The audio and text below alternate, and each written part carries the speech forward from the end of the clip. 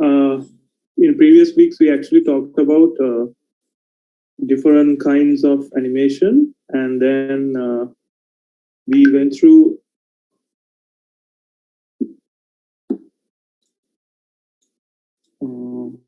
give me a second, let me switch off, there are some popping up. Yeah, so we actually went through a short film, the process of making that animation, right, from the beginning to the end. And I'm not sure whether you guys had watched it. I think I actually shared the link also. Yeah, so we kind of briefly talked about that entire production process from the beginning to the end, right? Today, so we'll move forward with animation techniques and all.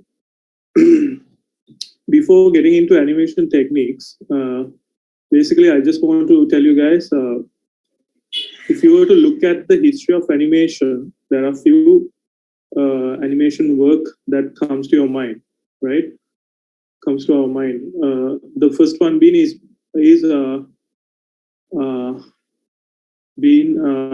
Walt Disney's very first animation, which is Snow White. Okay, so Snow White back then they actually did a lot of. Excuse me, sir. Yeah. Someone had a type करना था bit pen है नहीं type करना था. Yeah. Let me share the window as soon as possible. मैं किया दे है ना नहीं तो उधर clear नहीं देगा. Okay.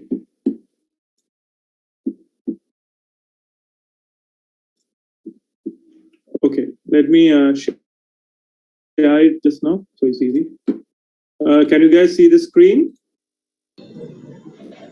Yes, sir, we can see. Okay. So if you were to look at Snow White animation, right? So this is actually considered the very first animation. Okay. First Walt Disney.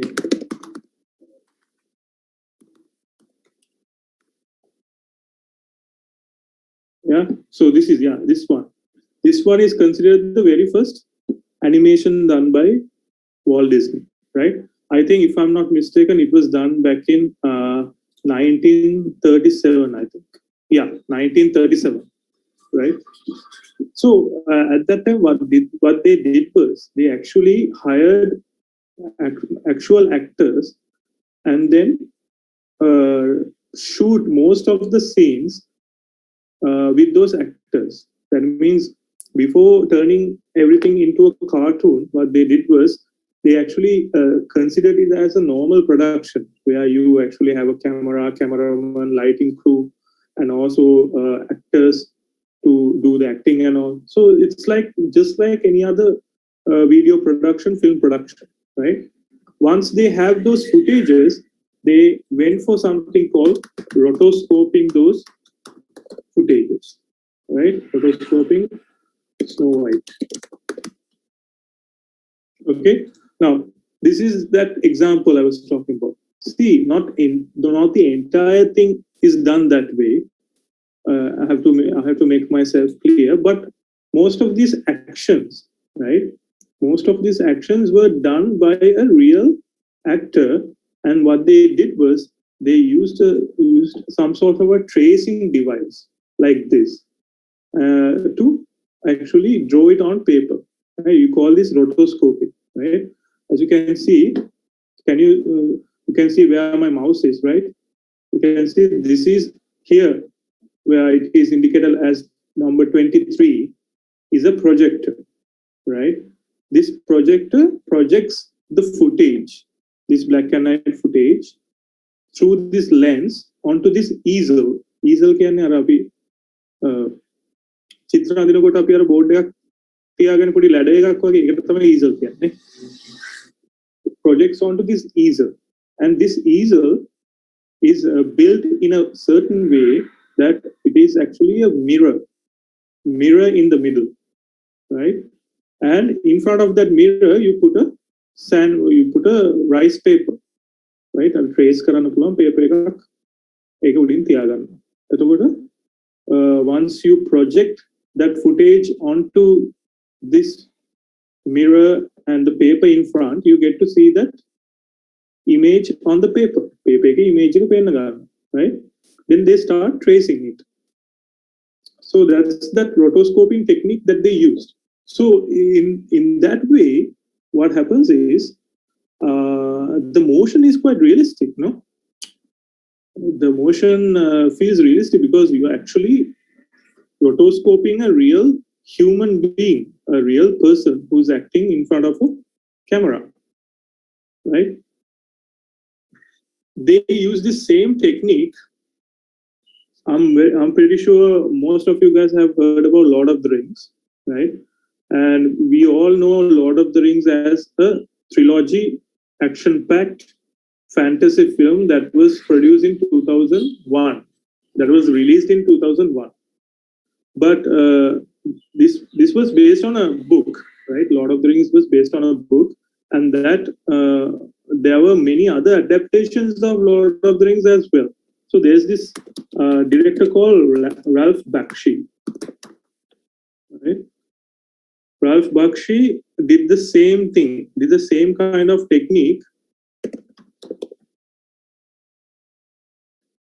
for his Lord of the Rings, right? There is a cartoon version of Lord of the Rings that was produced back in 1989 or 87, around that period, right? So this one is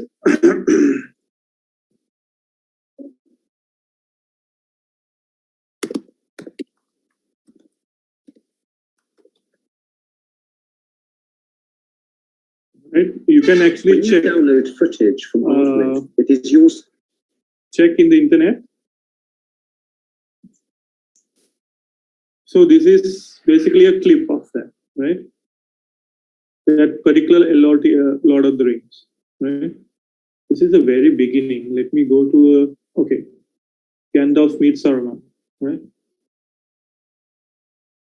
See, he used a similar technique for this. He went with the idea of rotoscoping, basically have real characters, real horses, and have a camera crew shooting their action, right? Then what they did was basically trace those actions, but bear in mind, they didn't do everything like in that manner, right?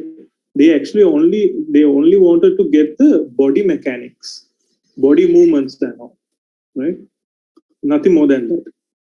All these backgrounds and all, it was all created from imagination as like using concepts and all, right? It was not really reference from any. You call this referencing, right? You refer to something and draw on top of it. It's basically a referencing thing. But in the backgrounds and all, it's all created by them from scratch. So see, this is that real crew. As you can see, this is Gandalf, that character, this particular character. As you can see, this is that entire crew, entire character crew, right? So they do like a real shoot and then trace on top of it using that device. Okay. But the thing is, right, guys, so there is a thing. I mean, even Walt Disney, after a certain time, they realized that this is really not working. Okay, that this is basically the turning point of them realizing that this is not working. Because, see, I mean, tracing a reference footage, tracing a real footage actually would give a good body mechanic feel. But we have to understand the look itself is not realistic. It's very 2D, which is very cartoon-like. In that case, they felt like there's some sort of a disconnection between what you see and what you feel through their body mechanics, through the animation. You understand what I'm saying? So it feels like the body moves in a very realistic manner, but the look is not realistic. So there is a disconnection. There is a certain certain thing that pulls you off, right? It doesn't work. So they actually came up with. They actually tried different techniques to make the best out of this art form, right? They actually tried different animation techniques. Rather than going for something very realistic, they went for something that is very iconic for cartoon itself, right? So Walt Disney developed that. Walt Disney developed those techniques, and then they actually they actually made research on that, and then found that their new techniques actually made more appeal to the audience than what they did using what they did back in Snow White. They found that the new technique works better with the audience. All right, it has a certain appeal factor to it that actually grabs audience's attention. So the moment they actually started implementing these techniques after like 1960s, I think, and ever since you see those animation techniques everywhere in the world, in animation world, basically, right? So here we call those principles of animation. They actually basically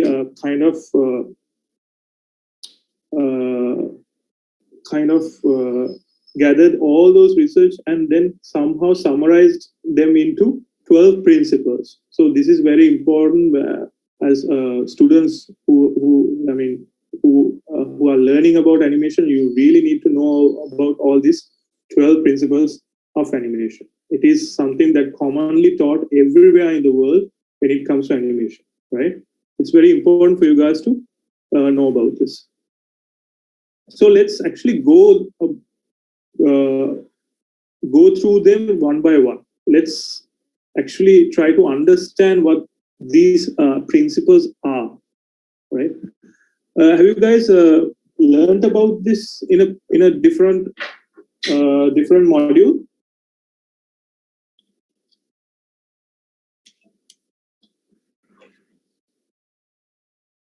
Did you guys learn about this in a different module? Or is this the first time you are actually getting to know about this?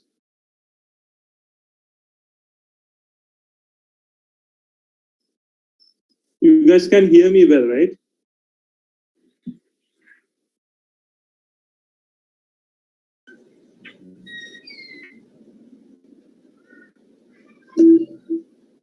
Can you guys hear and see the screen also?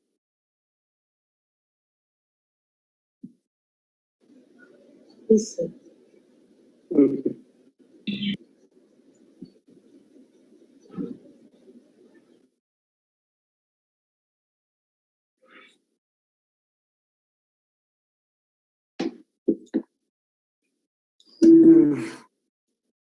Okay. So let's go through those 12 principles of animation, right? The very first one is called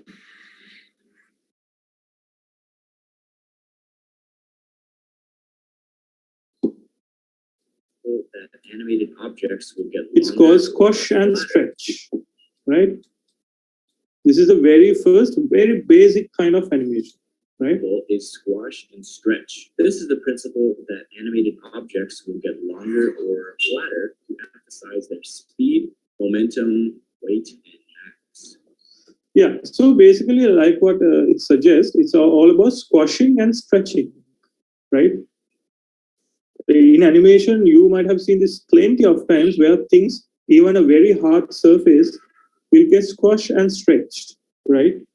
This emphasize, like what it indicates here, this emphasize speed, if something is going in a very speed motion and then hits something, you will see a lot of squeezing and then a lot of stretching. And that shows speed, momentum. Momentum is also some sort of acceleration, weight and mass. Weight and mass is all about, like what I suggest, weight, right? Or it also can emphasize the kind of material that is built with, right? If it is a rubber ball, you will see a lot of squash and stretch. If it is a ball made out of metal, you will not see a lot of squash and stretch, right? So this principle itself is focused on getting this speed, momentum, weight, and mass using squash and stretch. Bouncing ball that has squash and stretch. Right. So this is basically what we'll be doing today as an exercise. Is about getting a simple bouncing ball action, right?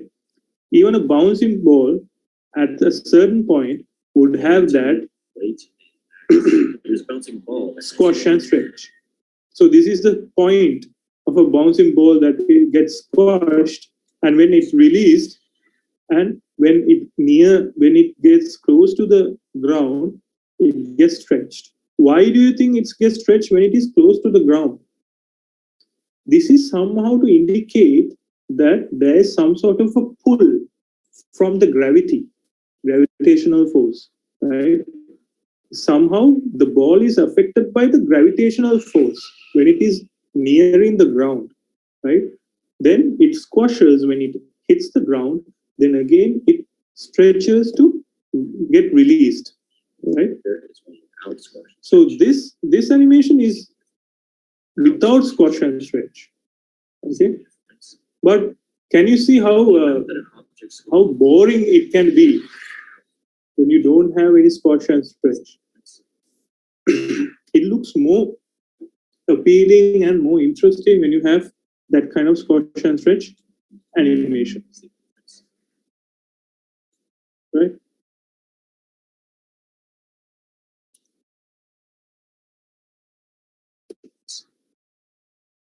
The amount that an object squashes and stretches says something about its mass. The more squash and stretch, the softer the object. The less squash and stretch, Yeah. එතකොට squash and stretch වෙන ප්‍රමාණය අනුව ඒක material එක ස්කන්ධය වගේ දේවල් තිරණය කරන්න පුළුවන්, right? If it is some sort of a dough or a rubber surface, dough කියන්නේ පිටි නිකන් අනපු එකක් වගේ dough එකක්, or if it is some sort of an iron ball or something, you can definitely see the difference here. The first one looks like a water balloon. The second one probably. Yeah, the very first one is like a water balloon here, right? But that one is a bowling ball. Look at how this figure is stretching. It squashes after it lands before settling its pose. You can also see squash and stretch. Even in that example, right? When you see, I mean, usually this doesn't happen in real life most of the time, right? That is why this is very specific to cartoon. In real life, you don't get to see people's body getting squashed and stretched, right? But here, in this case, they actually implemented that to a human figure, to human animation as well. That makes it even more interesting when it comes to cartoon and animation. Stretch applies to characters too. Look at how this figure is stretching. Speed that is coming. So this indicates how speed it is, how fast the character falls down, right? Squashes after it lands. So you can also use squash and stretch to exaggerate facial expressions. Facial expression, well, see how interesting it looks. This is basically to show that the character is surprised, right? So you can either just show with the eyes opening and mouth opening, but also you can have the entire head squash and stretch, and then show that feel. Very important to keep the object consistent. This is what a lot of people mess up with the first trying to stretch. This is very important. When it comes to squash and stretch, right? Many people actually kind of make it look very wrong because of one particular factor, which is the volume, parimal. Right? When you are doing squash and stretch, you have to make sure somehow you have to maintain the volume no matter what. It can get squashed, but the volume remains the same. Right? Right? So look at these two references. In the yes one, it's basically when it is flat, you can see it's elongated. It's like a deep right? The volume remains the same. Ekama volume එක තියෙන. හැබැයි මේ second situation එකේදී you see that volume changes. right? පටන් ගන්නකොට තියෙන box එකේ volume එක කොච්චර වෙනස් වෙනවද කියලා හිතන්න. This is the very beginning box. The object. Now පරිමාව වෙනස් වුණා. හැබැයි අර වම් පැත්ත එකේ පරිමාව වෙනස් වෙලා නැහැ. Right? So that's something that you should not be doing when it comes to squash and stretch.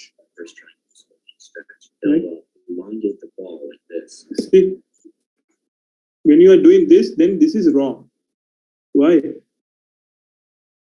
ඒක පරිමාව වැඩි වෙන්න බෑ. දෙන්න දෙපැත්තෙන් හීන වෙන්නත් ඕනේ. That's what they're trying to say.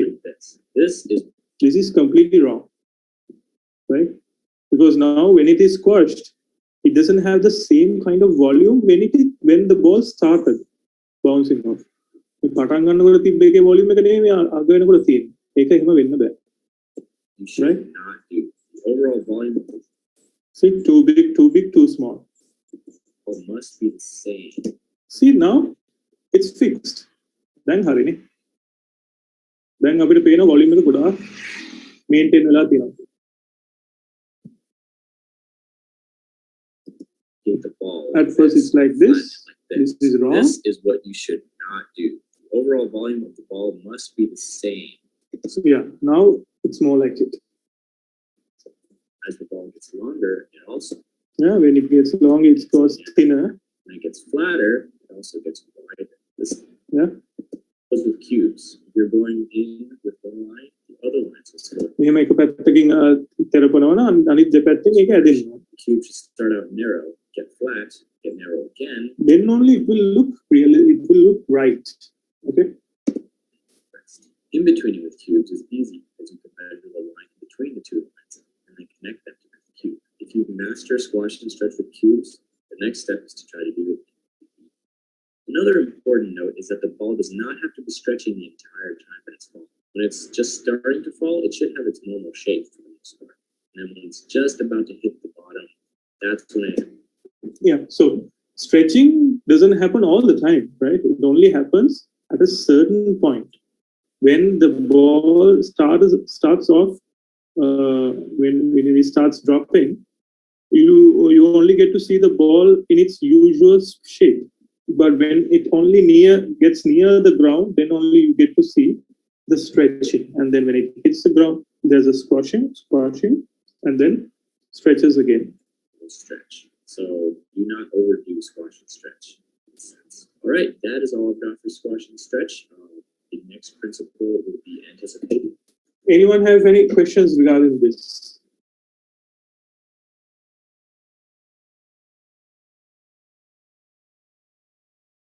Any questions? You guys, it's very clear, right?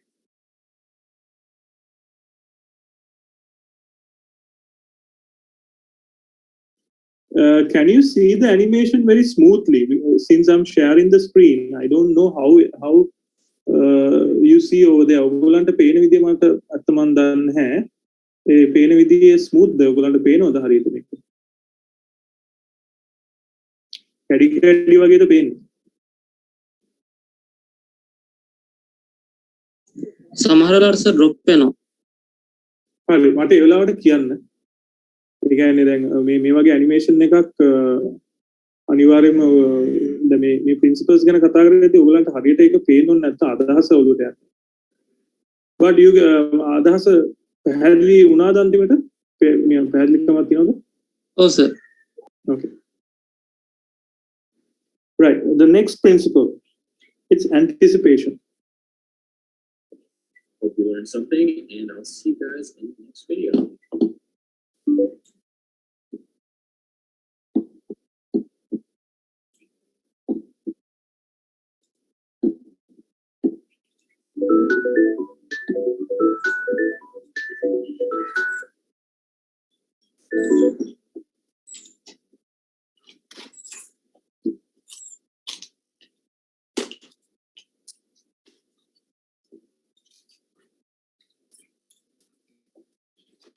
This video is based on the 12 principles of animation as described by Frank Thomas and Ollie Johnston. All right, the second principle of animation is called anticipation. This is when a character prepares for an action to give the audience a clue as to what is happening next.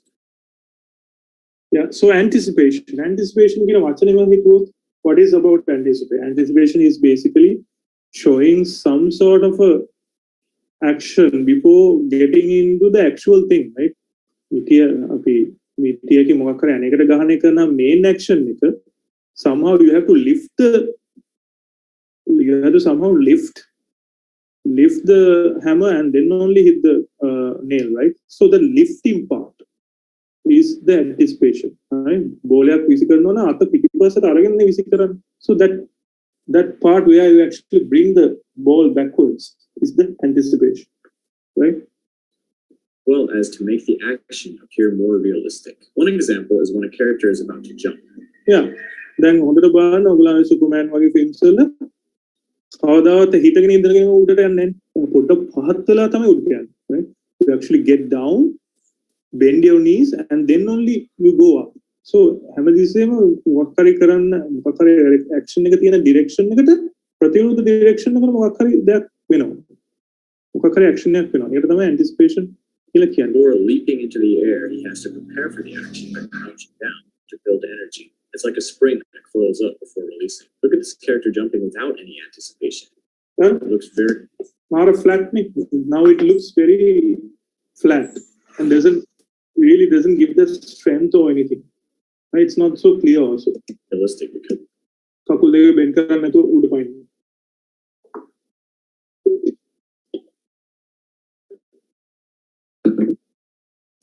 Energy to jump comes out of nowhere. Here's another example, a punch to add power to the punch. See, basically what happens is we are actually with that opposite action, we are gaining all the strength, right? Physics, everything that you do, everything that you see here, probably not all realistic, but most of them are actually going by the physics. That is very important, right? There is a certain level of exaggeration, but then nothing goes beyond the realm of physics. Everything happens according to physics, right? Basic. So here he is actually acquiring energy to punch this guy. Communicate to the viewers that he is about to punch. He reaches his arm back and then punches. By contrast, having no anticipation results in a very weak punch. You'll see that viewers that he is about to punch. He reaches his arm back and then punches. By contrast, having no anticipation results in a very weak punch. You'll see this in a lot of cartoons. Before running, a character will wind up before taking off. In the previous video about squash and stretch, this face actually uses anticipation as well. Instead of immediately stretching up, the face squashes first to anticipate the stretch. See, now we are actually going back to the very first reference, the very first example that you showed.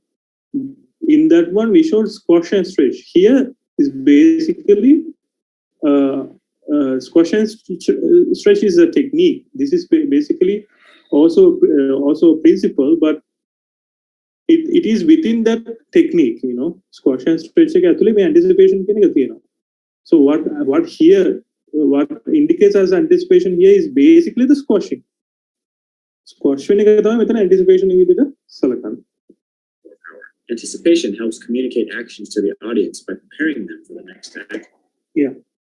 Anticipation helps communicate actions to the audience. It helps communicate action by preparing them for the next action. This can happen in many ways. If a character is about to take something out of their pocket, they make their hand very visible and up in the air before going into the pocket. This is very important cartoon, guys. Right? It's very important because it's unlike those actual live action footage films where you actually is very familiar with all the layers, all the elements in there because it's all real. It's easy for someone to actually tell a story because everything is something that we are used to. But cartoon, it's not. Even though it looks simple, you have to make sure people really understand what is happening. That is why something like anticipation helps people to understand what that person actually did. Okay. Now in this case, he's taking this lollipop out of his pocket, right? Just check without anticipation how it looked. Audience might miss it. See? I wonder how they got that. It's not so clear from where he took the pocket. If you want to actually tell the audience that he actually took this lollipop out of the pocket, you have to have that anticipation. First place. The most important thing is that the viewer notices. Now the audience notices that he actually put the hand inside and then take the lollipop out. Hand and the pocket, so the character cannot be performing any competing actions. Let's say that something's about to happen on the right. A character may prepare for that action by pointing their eyes and head to look in that direction, leading the viewers to also look there. It's important to make it as easy as possible for the audience to understand what's going on without having to watch it twice. But this can also be used to trick the audience too. If you lead their eyes in one direction and then surprise them by having something happen on the other side of the screen. Taking anticipation a step further, this can also be used to trick the what's going on without having to watch it twice. Right. So basically, anticipation helps in this way, where it makes the audience, it actually makes it easy for the audience to grab an attention towards something. No? I mean, in this case, his head movement is somewhat the anticipation for the flower. Now you know that the character look at the flower. He's looking at something, and in that space you see the flower. Right? It's very clear. Right? There's nothing confusing. Also look there. To make it as easy as possible for the audience to understand what's going on. Yeah, it's very clear and easy for the audience, right? To watch it twice. But here it's not easy. Here you don't know what is happening because the direction is not really working. This can also be used to trick the audience too. If you lead their eyes in one direction and then surprise them by having something happen on the other side of the screen. Taking anticipation a step further, you can actually have multiple levels of anticipation. Let's go back to our punch animation. So multiple levels of anticipation. Let's check what that is. Character winds up before punching. This animation has one level of anticipation. Yeah. So there's a beginning where he's actually just like that, standing. That's that end punch. And between there's that anticipation, right? So there's only like one level of anticipation here. There's just one anticipation. Now look at this one. The character is actually winding up for his wind up by going forward, then winding up, and then before punching, he throws his other arm back to further anticipate the punch. This punch is very complex. It's actually... See, there are like about 3 levels. We start with just a person standing, and then he's winding up. Winding up කියන්නේ ඒ ශක්තිය ගන්නවා පන්ච් එකට පිටිපස්සට ගිහිල්ලා ඒ පන්ච් එකට strength එක ගන්න තව සැරයක් තව පොඩ්ඩක් ඉස්සරහට නැවිලා තව ස්ට්‍රෙන්ත් එක ගන්න. So it's a pre-anticipation. Anticipation එකේ මුල් කොටසක්. And then pre-action is basically where he put his right hand behind. දකුණු අතට පස්සට කළා තව ජවය ගන්න. Right? That's basically pre-action. Pre-anticipate, anticipate, pre-action, and then finally the action. Now this one has...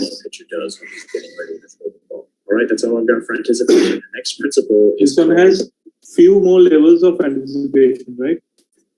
Staging. Okay. So that's also clear now. Anticipation is quite clear. Then we can go for staging. For watching, and I'll see you guys in the next video.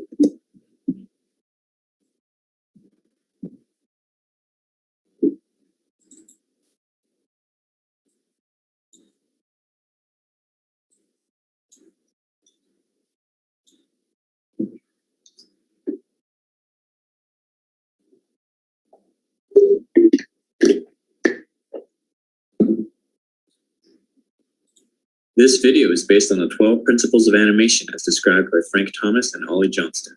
So these are the 2 figures. Frank Thomas and Ollie Johnston are the two figures, two main brains behind this 12 principles of animation. They were working Walt Disney when they actually published a book about this, right? About these principles. Principle of animation is called staging. So the third principle is staging. Staging is the presentation of any idea so that it is completely and unmistakably clear. Staging is basically presentation, right? Stage කියන එක අදහස් stage එකක් ඉස්සරහා අපි මොකක් හරි ළඟ දක්වනකොට අපිට ඒ stage එකේ මේ මිනිස්සු ඉන්න විදිය how the people are actually how the people are somehow organized in that stage, right? I mean the idea, how clear the idea puts through really depends on how organized the stage is, right? Characters place කරලා තියෙන විදිය, ඒගොල්ලන් ඇවිදින විදිය, ඒවත් එක්ක මේ idea එක කොච්චර දුරට clearද නැද්ද කියන එක තීරණය වෙනවා. So staging is all about that. See, I mean, animation is all about squash and stretch. We have to understand. දැන් අපි මෙච්චරලා කරපු ඒවායින් ඇත්තටම squash and stretch anticipation වගේව තමයි directly connected to animation, right? You actually get an idea on how to draw a certain thing to make it look right. But staging, even if it feels that it is not part of how a certain thing will draw, but it is definitely a part of this. It's definitely an important role in animation itself. Motion එක සම්බන්ධයෙන් ඒකේ කතා කරේ නැතුණාට animation වලට එද්දී staging is also very important, right? This is a very broad principle because it covers so many areas of animation. It can apply to acting, timing, camera angle and position, and setting. Right? These are the things that covers in staging. Acting, right? Basically, acting. Whatever the character you see in a cartoon, they are all acting. Timing is also very important, right? With the timing, you get a sense of the weight, mass, and also certain things get more clear. It gives an idea about the speed, right? So we'll get an understanding while we actually go ahead with this. Camera angle and position also is part of staging. What kind of camera angle and what kind of positioning is there, and the setting is basically the backdrop, right? Where this is set. If it is in a beach, if it is in a mountain, hilltop, that is what you mean by setting, right? Setup setting. So all these aspects are covered in staging, right? So when you're animating, you want to be in full control of where the audience is looking. Right? So audience, like api potak kiwanකොට api wame dan dakunata kiwaගෙන යනවා වගේ, right? When you actually read a book, you always read from left to right, right? And you know always where to look. You always know you have to go and left to right. Staging somehow directs your eyes toward what is important. Okay, give me a second, guys.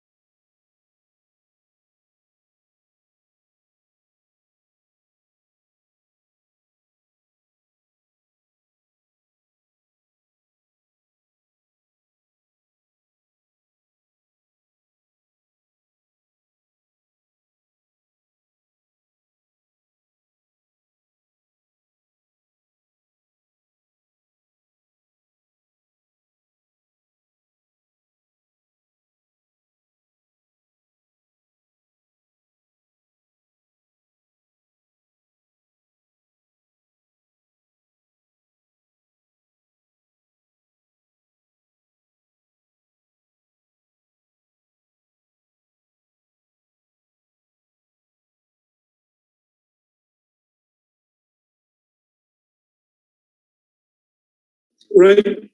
So yeah. So it is it's always with the staging. You will tell the audience where to look. You will tell the audience where to look, so that they can actually understand the story well, right? So that's why it is very important. Actually saying, look at this, now look at this, and now look at this. Yeah. Control is achieved through staging. All of the It's- elements of the scene work together to move the viewer's eyes around the screen. It's very, see how simple it is, right? Look So at this. basically now. asking him to look at the banana peel and look at the character, then look at that incident where he's been dropped, and then look at the four dudes who are actually laughing at the guy, and then finally looking at the character. So it's very clear. The direction is very clear. Achieved through staging. All of the elements of the scene work together to move the viewer's eye on the screen. Here's an example of bad staging. So this is bad staging, right? We don't know what is happening. Characters are competing for stage presence, Right. so the viewer doesn't know which to look at. So I mean, this is a very nice demonstration, guys. I mean, it's very clear, even for you, what is happening. See this. Our basically our point of view is indicated by these two goggle-like mask, right? So here in The this camera has a lot to do with it. narrative, in this story, as So you can the scene see, Achieved. the audience is Here's an trying example to of bad staging. figure out what is happening by moving all The around. characters Right? are competing for stage presence, so the viewer doesn't know which one to look at. The camera has a So lot that's very bad staging, right? Bad staging. That's what it means. to do with this. It's important to know when to be close up and when to be far away. Far away is good for big actions, while close up is good for expressions. Don't let the main action be off to the side. It should be either in the center of the screen or in one of the thirds of the screen. Okay, these are related to camera angles, right? If the action is kind of a big action, then you tend to go for this kind of a wide shot where you get to see the entire action, right? If it is something to do with expressions and all, right? If you want to show that this character is in agony, he's actually feeling sad, he's feeling sorrow or anything, that's all got to do with facial expression. So when it comes to that kind of shot, you actually go for close-ups, right? While close-up is good for Right. So wide shot, close-up, that's how it's get differentiated. expressions. Don't have the main action be off. And also when it comes to action, when it comes to a main action, you don't put that action at the very corner of the screen, right? Because that's not where our audience is usually direct their eyes. We don't really focus on what's there in the corner of a screen, right? You always look at the center. So it's either Side. It should be either in the center of the screen center, or in one right? The action should be either in the center thirds. or 1/3. Okay, what is this 1/3? ඒ කියන්නේ screen එක තුනකට බෙදුවොත්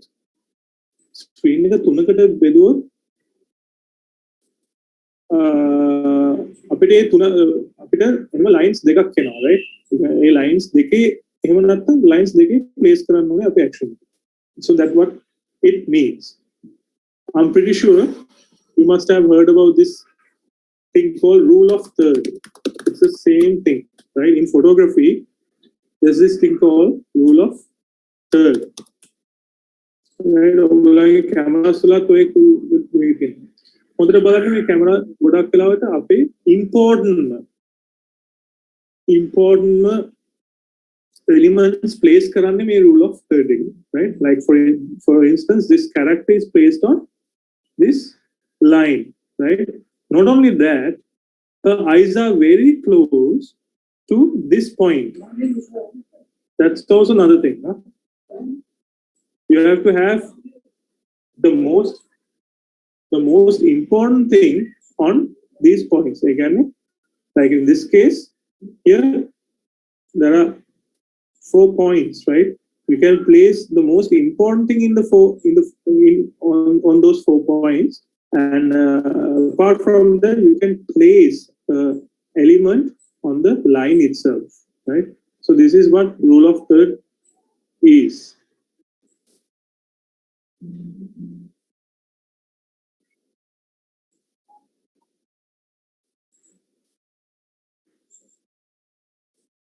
Right?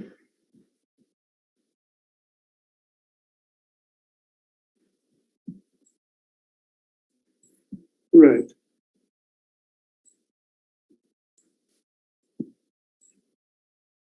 Screen. If they're facing to the side, there should be more empty space in the direction that they're facing, unless And also this.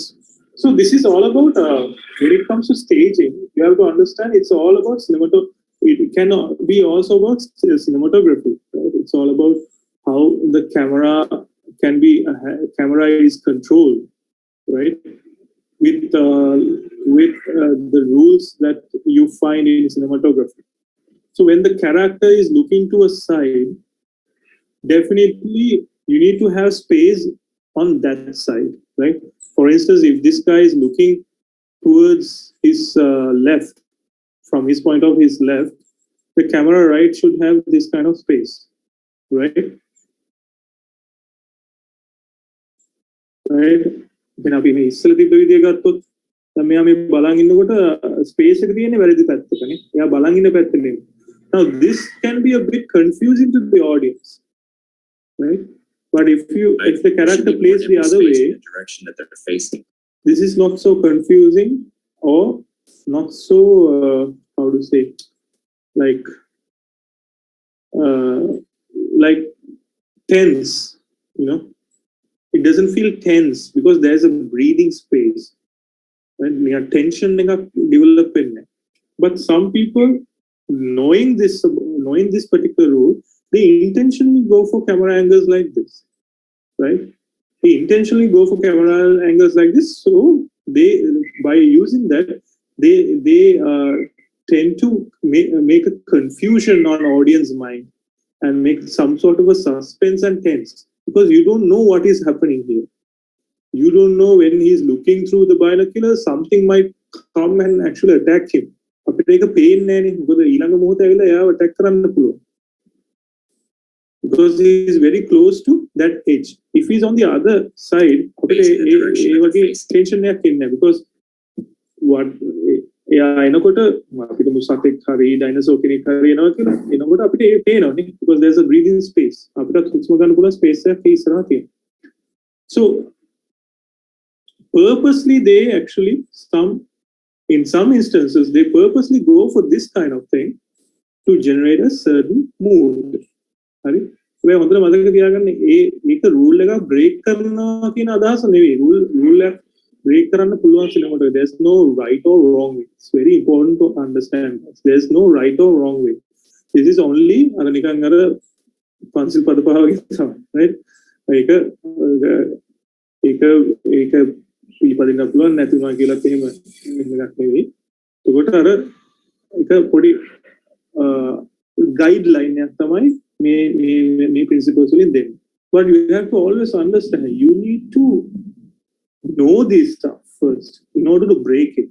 ඒ කියන්නේ law එක මොකක්ද කියන දැනගෙන ඉන්න ඕනේ law එක break කරන්න. So you have to know the law behind this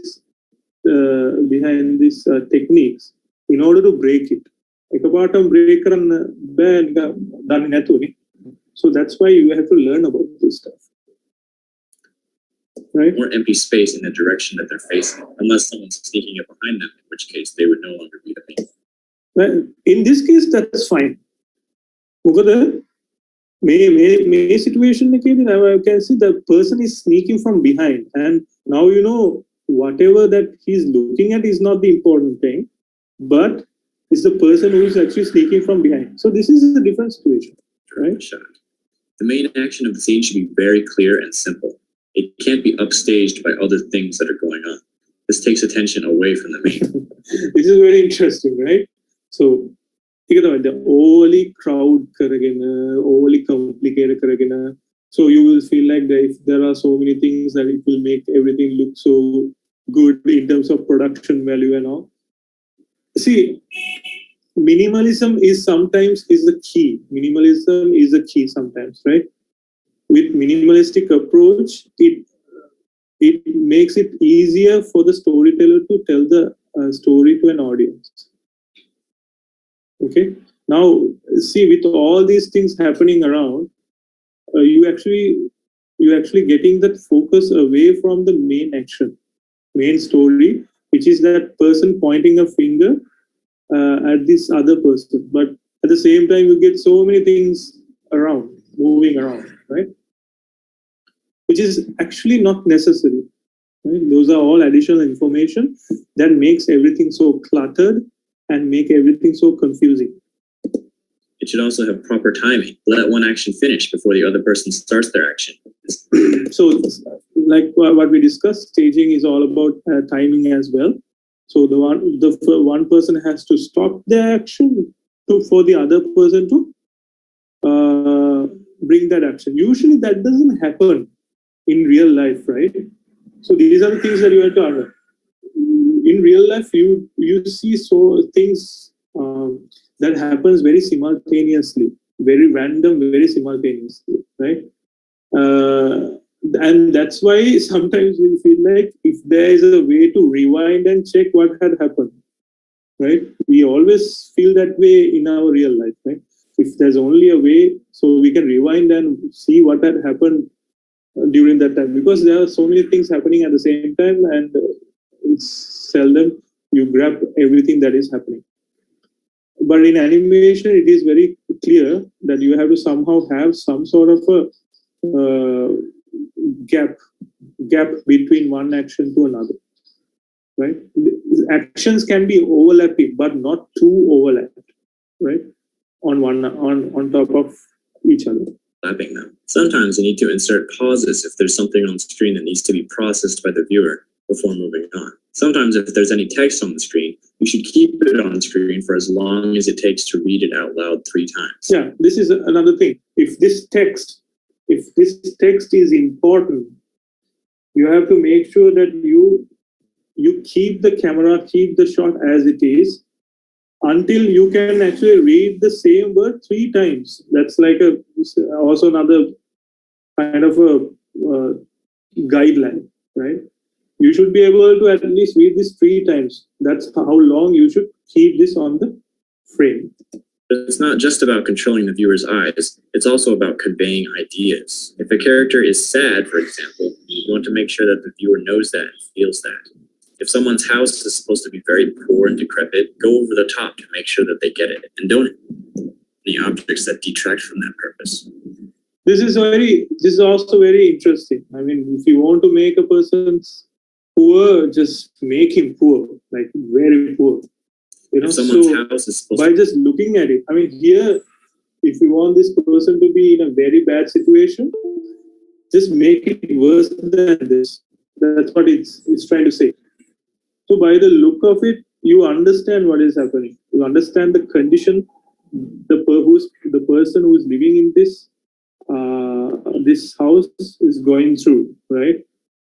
very poor and Now this would not be enough. Just make it even more worse, you know. top to make sure that Right? they get it. And just remove that which is not necessary at all. Like for instance, this globe. The globe is not important, probably not important for this case, right? In that storytelling. So why keep it? Just remove And it. don't have any objects that detract from that purpose. Right? See, now it's very clear that this person is poor. Right? It has more character. It has more backstory. It gives a backstory. A story. Make it clear enough.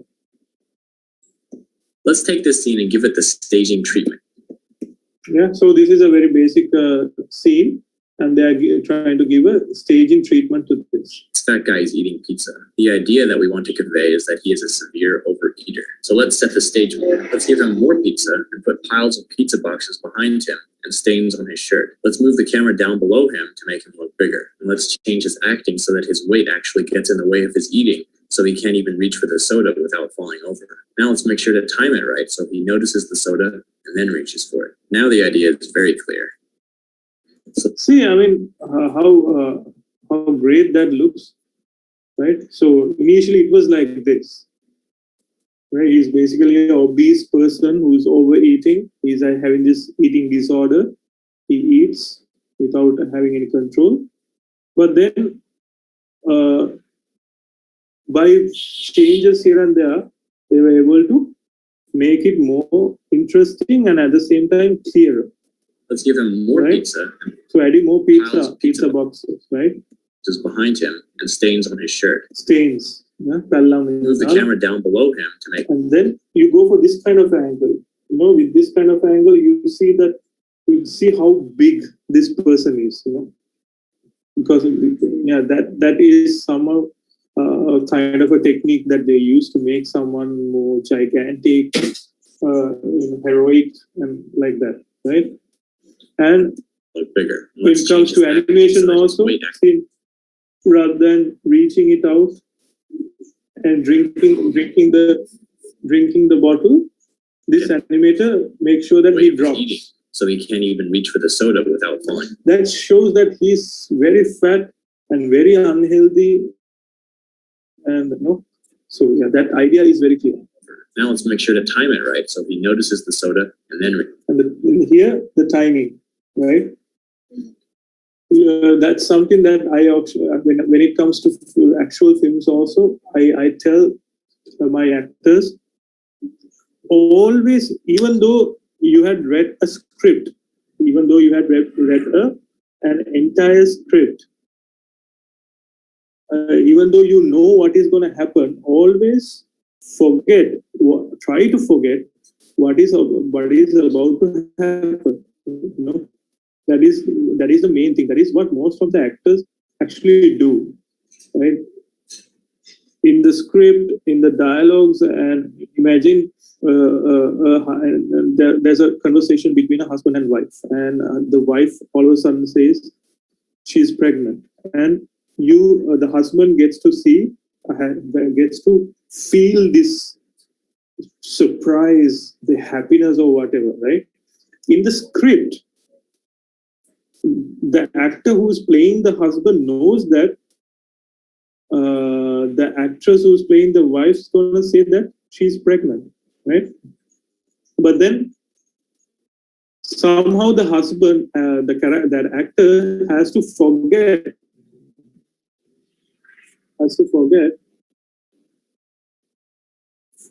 that the actress is going to say that she's pregnant, right? So that's the main thing. Then only you can get that natural kind of reaction when that person, that particular actress say for the first time that she's pregnant.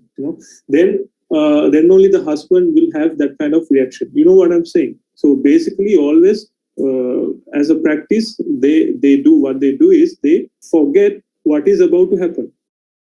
They completely forget what is about to happen. It's just like here.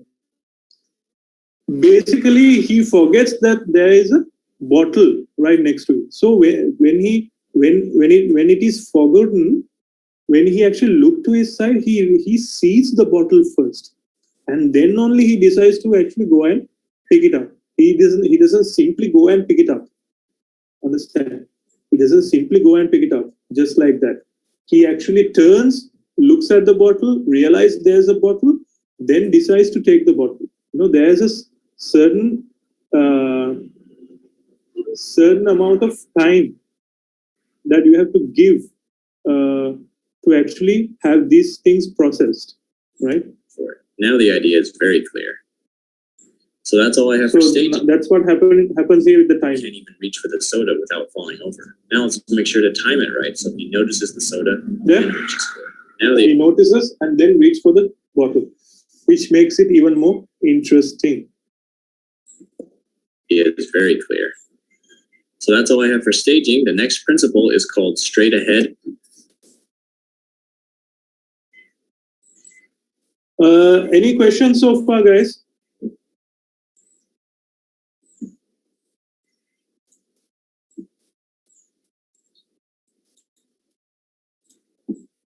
Any questions?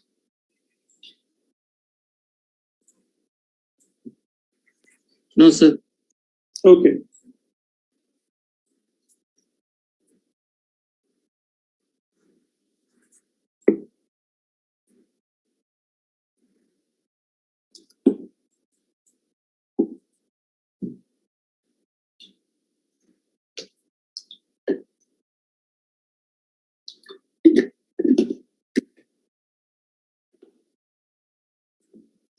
straight ahead and pose to pose. So that's the fourth principle. What is straight ahead and what is pose to pose? Right? These are the two ways that usually they follow to do an animation. Right? When it comes to drawing a sequence of images, these are the two main techniques, two main ways probably. Pose to pose. So thanks for watching, and I'll see you guys.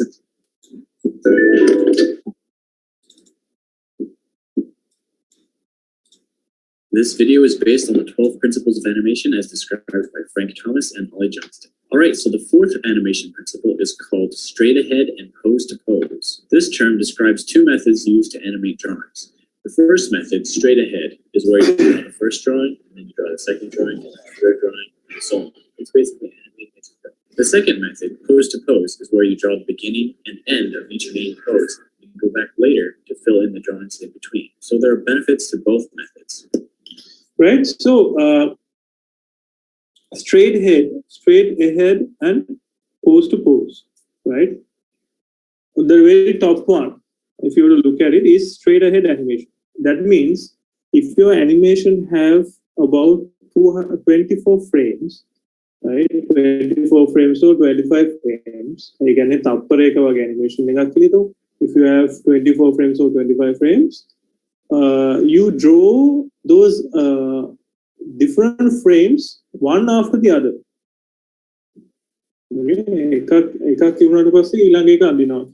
Straight ahead. What do you mean by straight ahead? Right? It's basically going straight. But pose to pose is different, right? Pose to pose is basically you are laying out the key poses. Pose posing pose posing action poses key poses. So what happens is you draw the key poses within those 24 frames. 24 frames of the key poses. You first draw those key poses, and then later on you draw in between. Right? That's what you call by pose to pose. Right? So there's only two methods. One is straight ahead. There you actually draw one frame after the other, and then comes pose to pose. You draw key poses and then fill in the blanks. Right? This term describes two methods used to animate drawings. Now, make it. You actually go ahead and draw one by one, and in the lower one you actually do three poses, and then later filling in the straight ahead between is where you draw drawing, and then you draw the second drawing, and then the third drawing, and so on. It's basically animating as you go. The second method, pose to pose, is where you draw the beginning and end of each main pose and go back later to fill in the drawings in between. So there are benefits to both methods. So here's the thing.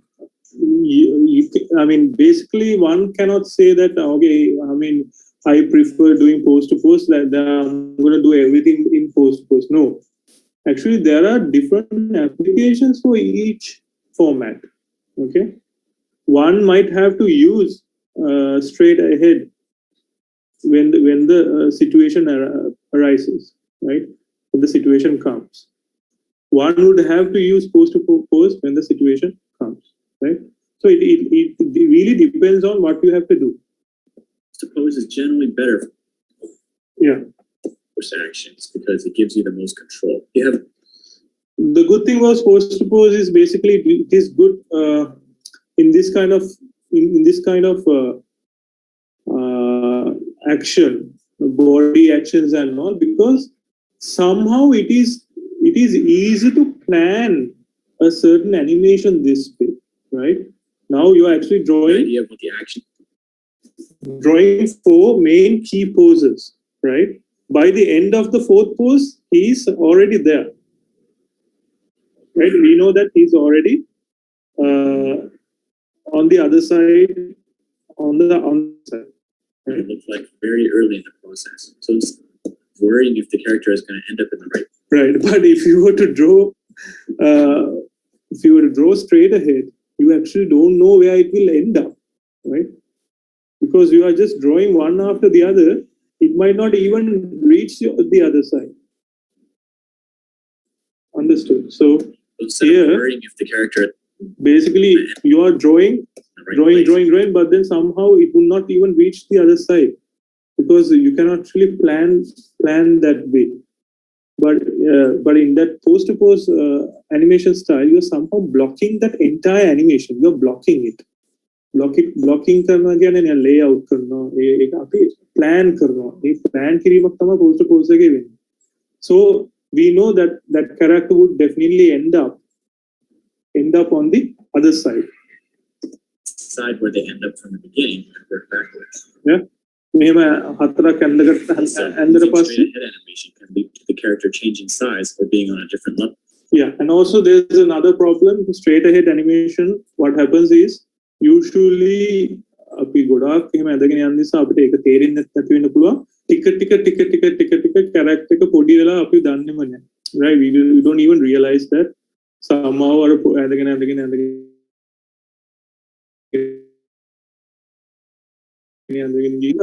become different, you know, because there's no planning with straight ahead. But pose to pose, it's not like that, where you can actually plan it, right?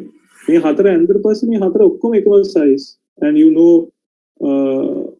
where it ends up, where it begins, what is the middle, right? And you just have to fill the gap.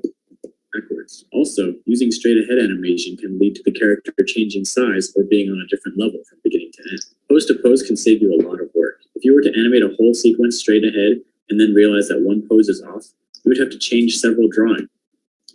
Yeah. Fix that one pose. But with pose to pose, you do the main poses to see if it feels right, and you can catch problems early on. So that's another thing. අපි straight ahead එකකදී straight ahead animation එකකදී එක තැනකදී අපිට මොකක් හරි ප්‍රශ්නයක් දැනෙනවා. If you think like it doesn't work, right? Just imagine how crazy it would be to change it. You cannot simply change one frame. You have to change few frames on both sides. අපි ඇඳගෙන ආපු ඒවත් වෙනස් කරන්න වෙනවා. අපි ඉස්සරහට අඳින්න තියෙන ඒවත් ඇඳලා තිබුණා ඒවත් වෙනස් කරන්න වෙනවා, right? So that's the problem with straight ahead. But in pose to pose, it's something different. You do the main poses. So you are doing the main poses. අපි जो main poses පහක් නම් ඒ පහක් play කරද්දී අපිට තේරෙනවා if something is wrong, then you can fix it already. Straight ahead it. Right? අපි frames පහක් ඇඳලා මේ පහ ඇතුලේ අපිට කියන්න පුළුවන් මොන හරි ප්‍රශ්නයක් තියෙනවා. ඒකට ඒක ඒ විදිහටම fix කරන්න පුළුවන්.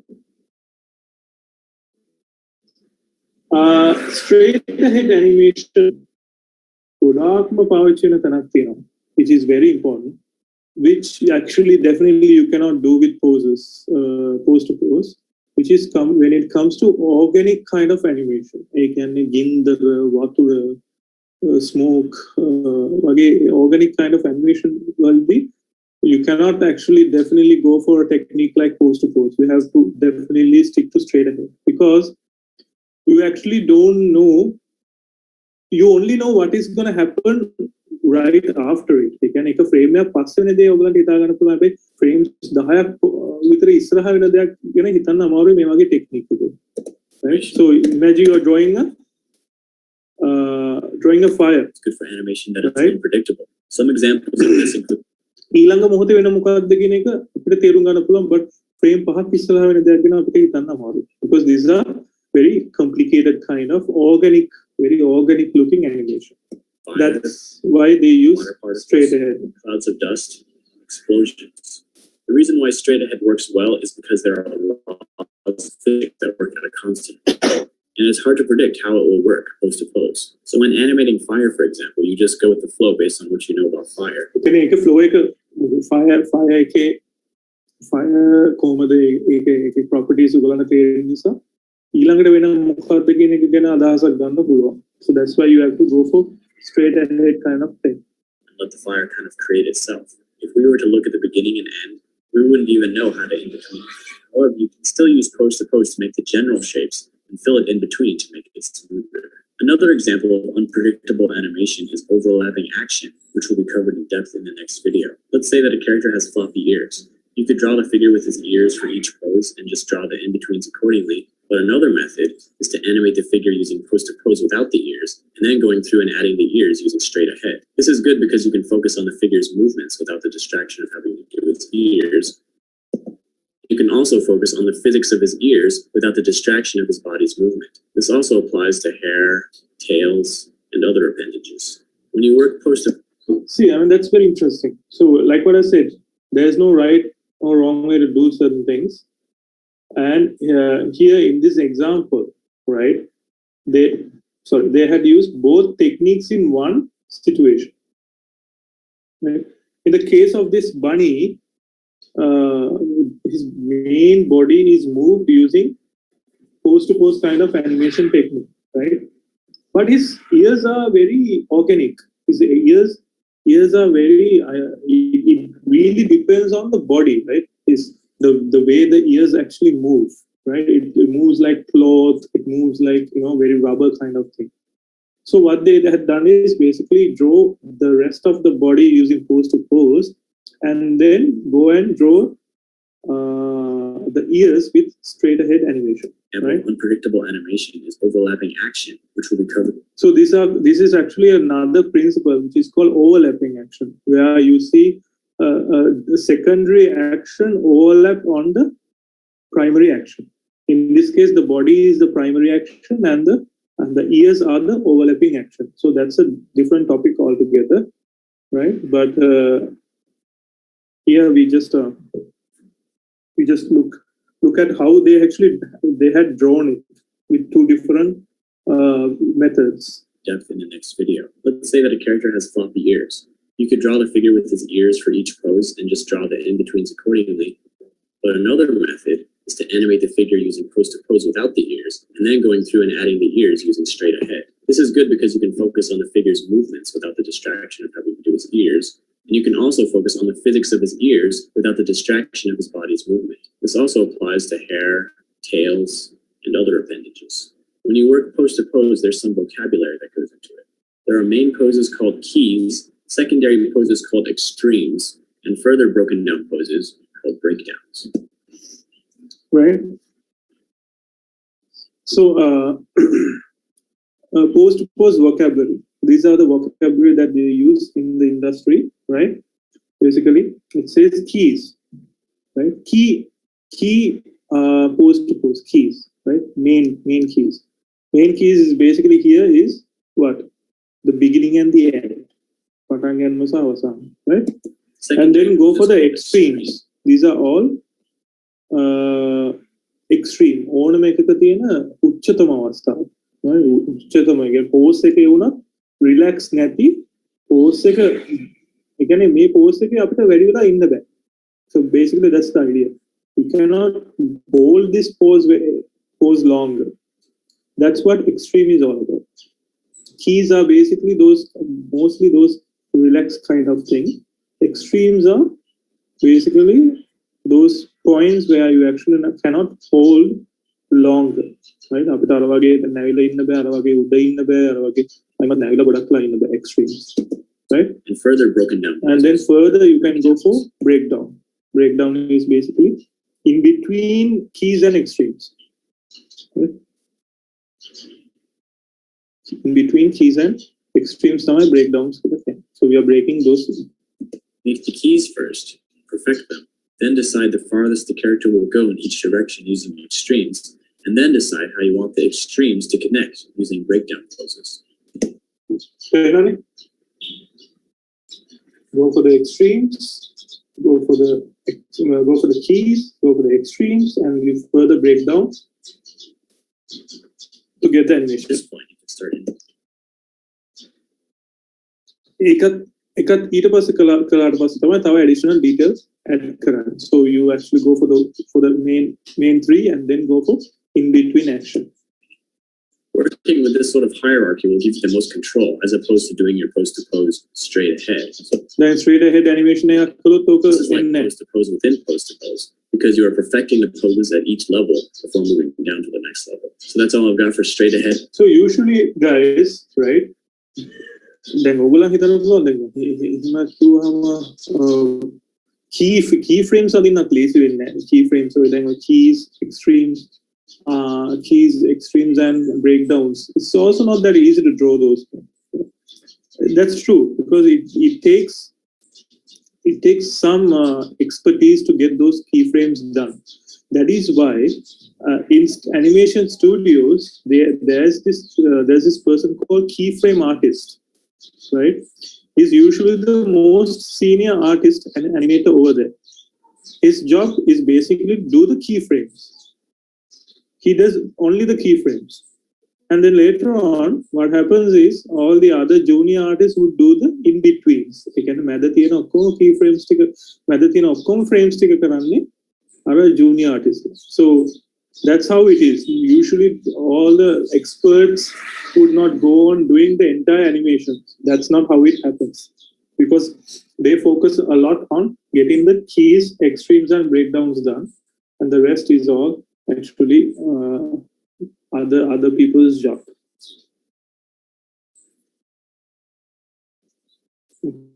Okay. Any questions so far?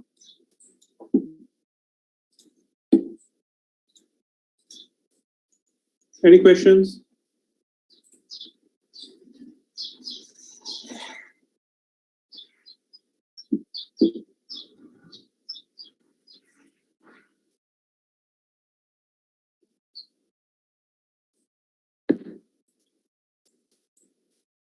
Okay, let's move ahead. Here we are going to talk This video about. is based on the 12th. Give me a second.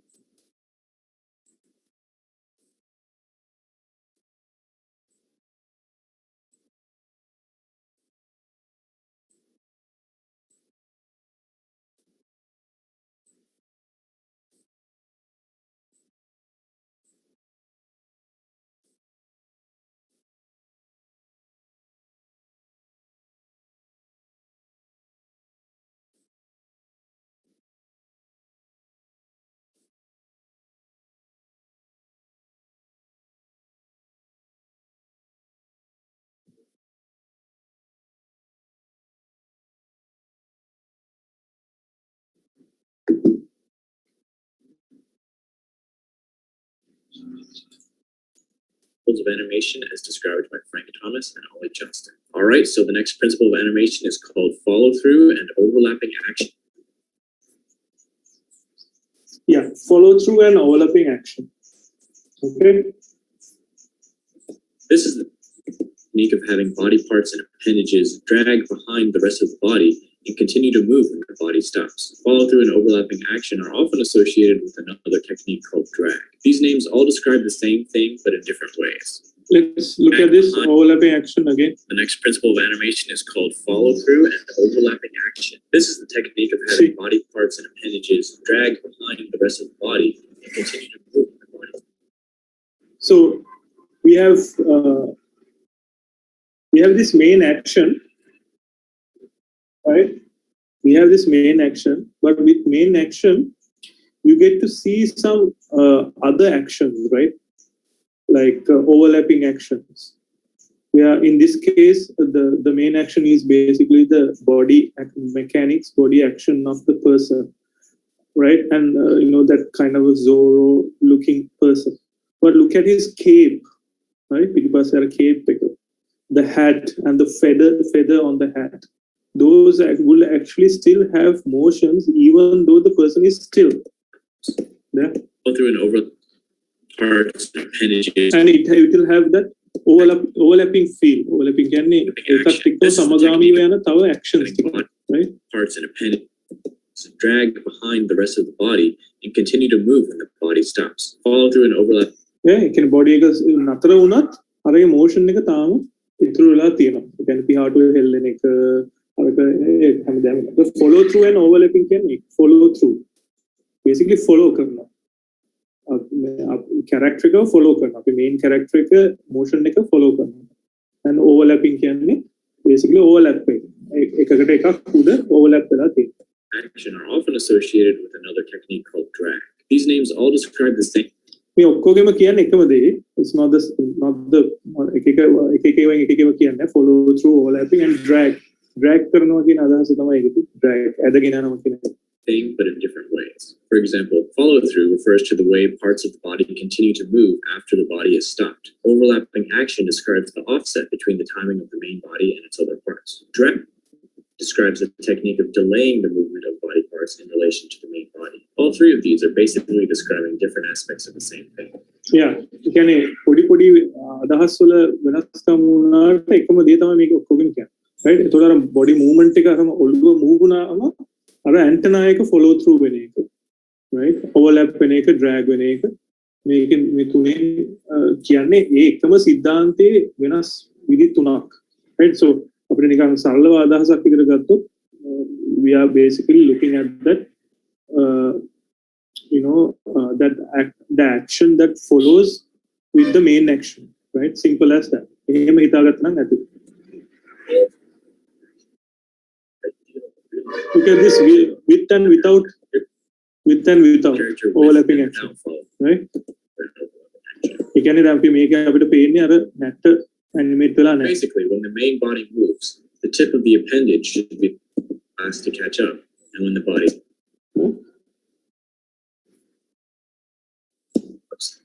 these are all very clear. I mean, these are things that you see around you. මොකක්කරි මේ වගේ දෙයක් ගත්තාම පොට් එක යකින පොට් එක ඇද්දාම ඒ පොට් එක ඒක පොට් එක ඇද්ද ඒක තමයි මුලින් වෙන්නේ. ඊට පස්සේ තමයි අනිත් ඒවා පස්සේ එන්නේ follow කරන්නේ. follow කරන්න පස්සේ. right? So follow කරන විතරක් නෙවෙයි ඒක තැනකට නතර වුණාම ඒ අර secondary element එක I must settle වෙන්නත් පොඩි වෙලාවක් යනවා. So those are all follow through, overlapping and drag actions. This is true of not just appendages, but the whole body as well. When coming to a stop, often the body will follow through and then come back. Yeah, it happens to actual සම්පූර්ණ body එක ගත්තොත් ඒ action එක අපිට එහෙම පේන්න ගන්නවා. As a character needs to anticipate his jump, he also needs to follow through his land. Sometimes the extra skin on a character can be treated as a separate entity. Yeah, so in this case also, look at all those wobbly muscles on this dog, right? Bulldog ge මේ තියෙන මේ wobbly muscles ගත්තත් that's also actually kind of follow through.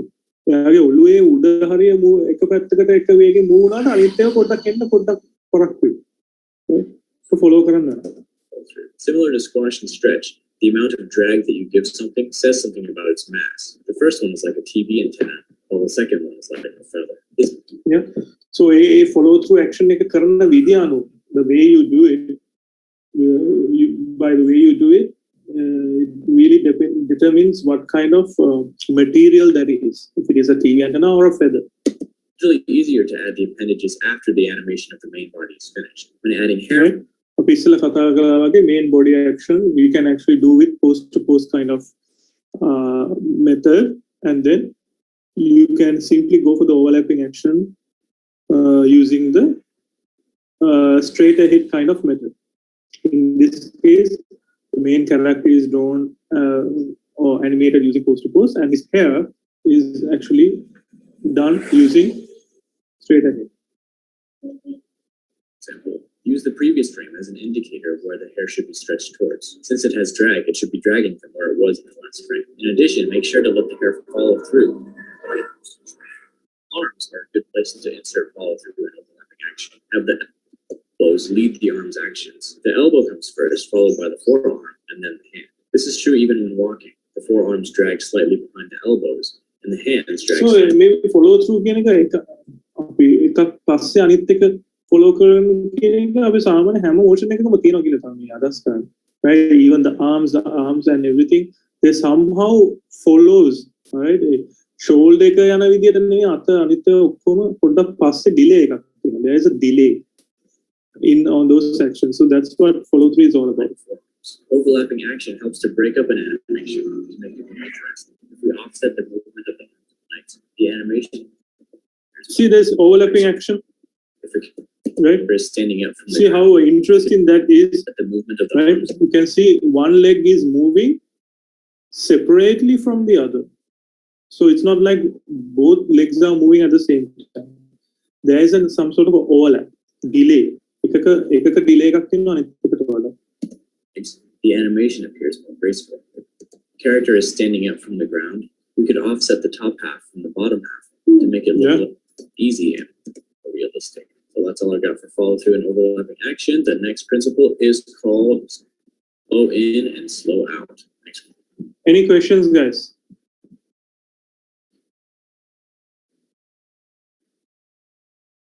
Any questions?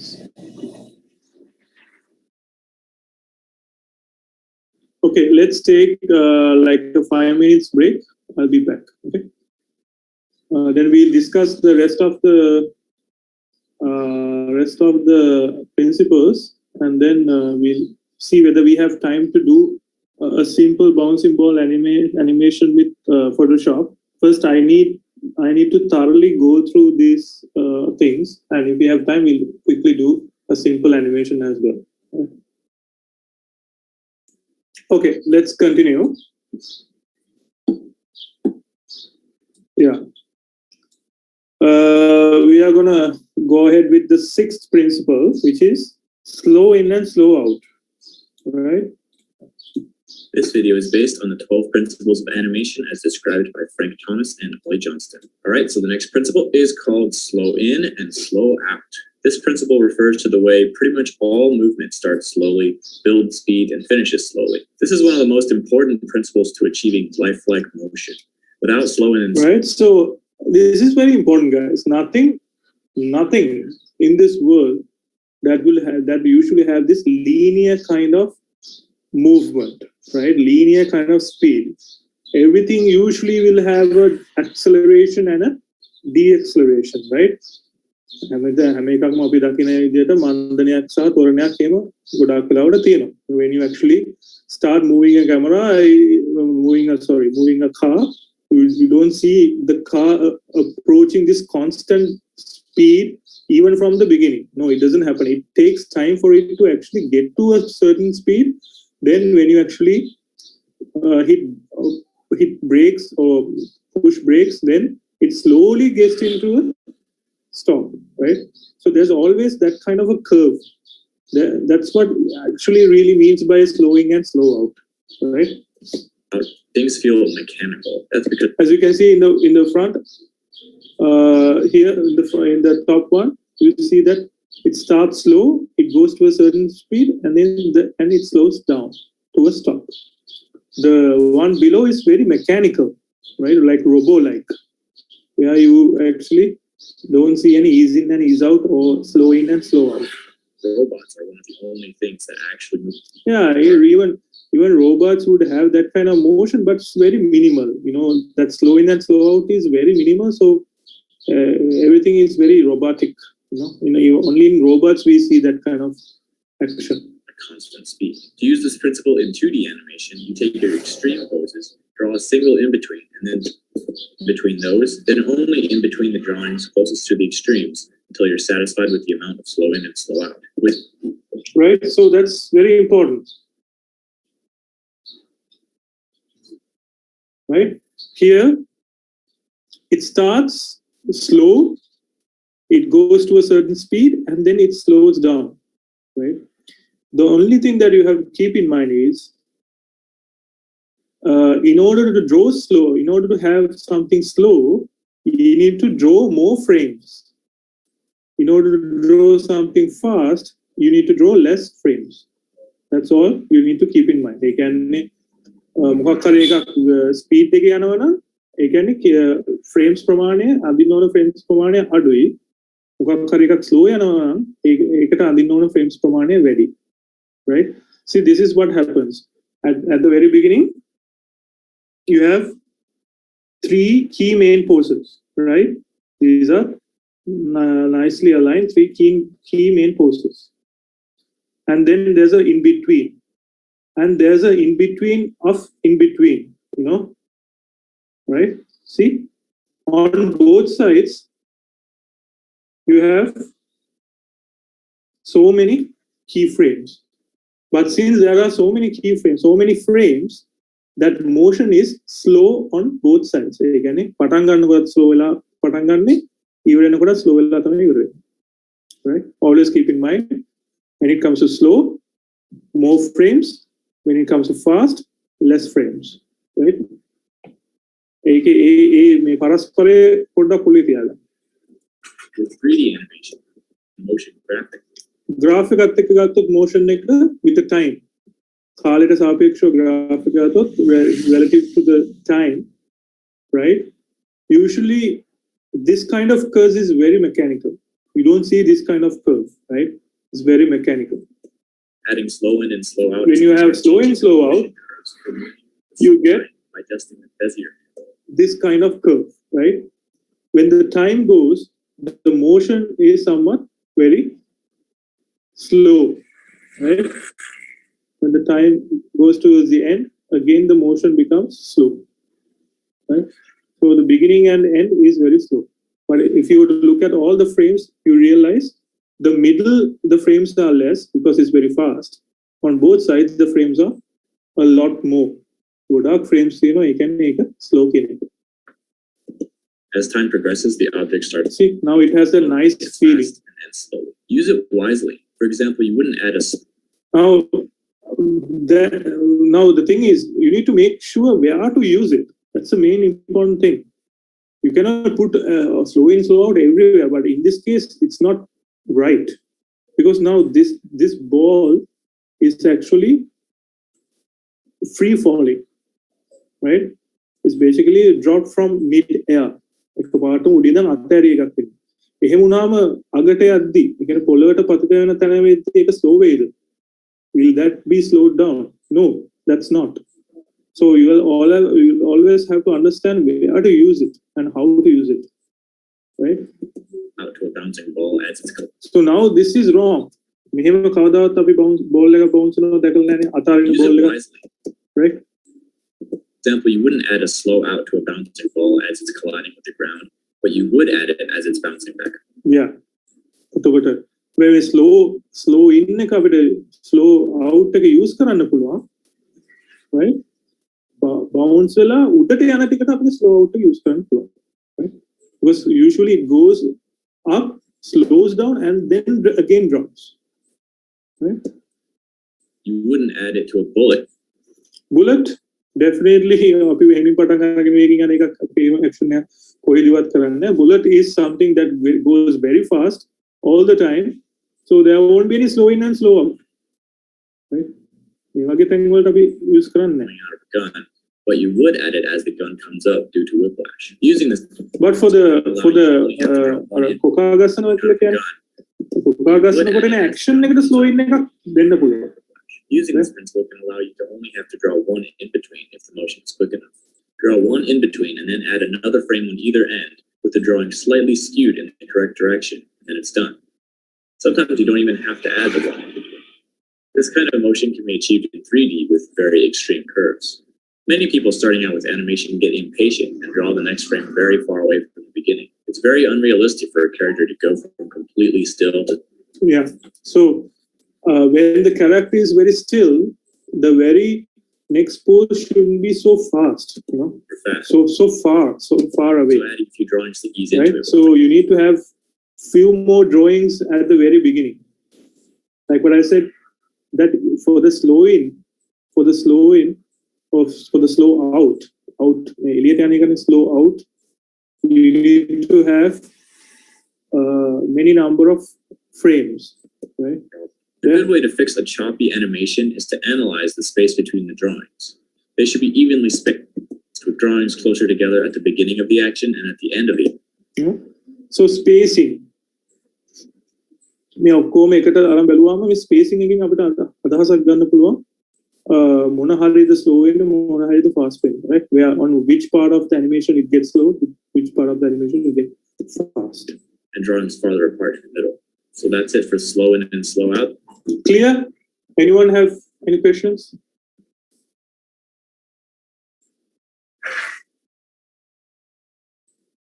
Any questions, guys? You guys can hear me well, right? I didn't check whether you can hear me because issue එකක් තියනවද? Clear issue එකක් තියනවද? නෑ sir. Okay. Arcs.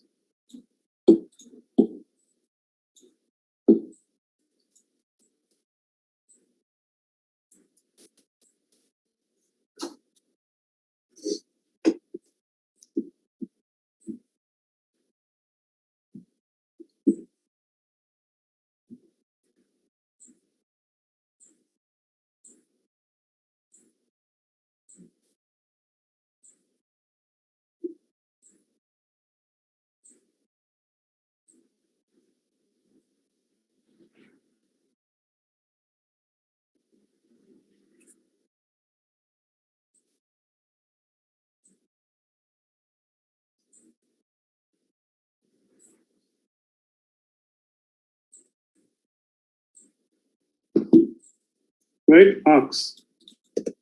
This video is based on the 12 principles of animation as described by Frank Thomas and Holly Johnston. All right, the 7th principle of animation is called arcs. So very few organisms are capable of movements that have a mechanical in and out.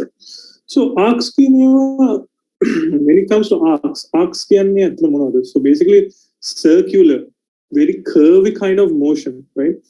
Everything we see around us, mostly there will be some sort of a arc movement, right? Again, අපි linear movement එකක දේවල් වෙනවා දකිනවා හරි අඩු. What is this arc? ඒ කියන්නේ කෙලින් ඉරවල් වල නෙවෙයි දේවල් වෙන්නේ ගොඩක් arc වල. So what is arc? Down precision. Can you see? If you were to look at the motion of the hand, you will realize that it is on an arc, curve එකක කියන්නේ. නේ? විතරම curve වෙච්ච line එකක් කියන්නේ. කෙලින් lines වල මොනවත් වෙන්නේ නැහැ. Okay? Living creatures will move in a circular path. අපි ඔළුව ගත්තත් ඔළුවත් යන්නේ circular path එකකට. Otherwise, let's say that we were given these key poses and we're told, Right? I mean, if it is a bouncing ball, simply taking the midway point between the poses. right? You don't see this kind of motion in real world, man. You don't see this kind of motion. This is a very linear motion. You're starting from here, you go here, you go here.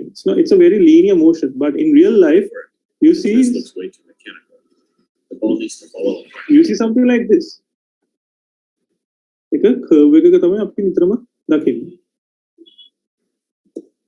අතක් නිකම්ම හිතන්නේ පාර යනකොට අත පැද්දි යන විදිහ.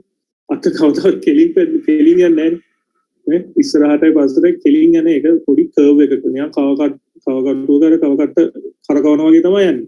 Right? So there's an arc. Also need to do slow in and out caused by gravity. When doing this in 3D and motion graphics, achieve this effect by keeping the movement in the x-axis constant, Right? between the movement in the y-axis of slow in and slow out. Right? ඔයගොල්ලන් physics වලට ඉගෙනගෙන ඇති සාමාන්‍යයෙන් කාලයත් එක්ක x axis එකේ කාලයත් සමග x වල විස්ථාපනය සාමාන්‍යයෙන් රේඛීයව තමයි වැඩි වෙන්නේ. Right? ඒක සාමාන්‍ය physics වලට ඉගෙන ගන්න දෙයක්. රේඛීයව තමයි වැඩි වෙන්නේ. We don't expect the value. Only the y value will have අර මේ තොරණය මන්දනය කියන එක y value එක තමයි තියෙන්නේ. මේ curve එකේ තියෙන ආකාරයට. කියන්නේ අපි කියන y axis එකේ value එක වෙනස් වෙනවා කාලයත් එක්ක මේ වගේ curve එකක. හරි linear එකක තමයි x axis එකේ කාලයත් එක්ක වෙනස් වීම වෙන්නේ. So give the ball its arc. Now let's look at this head turn. Right now it looks pretty dull and straight. Right now here doesn't feel නිකන් අර මාර කිසිම මේ. It's not looking appealing. It's not looking that appealing. Right? So once you add an arc, see that kind of arc movement, it becomes Forgetting about very arcs, realistic. Right? Mistakes. For example, we may in between this movement by calculating the midpoint like this and cause Yeah, I mean, making a movement like that, make how that arc can if we were to draw a simple arc. See, I mean, it doesn't linear when it also becomes an arc. movement would be a lot easier. So everything is arc, right? Arcs can be added to almost any figure movement. This guy is landing on the ground. Let's have his body settle in an arc. This guy is reacting with shock.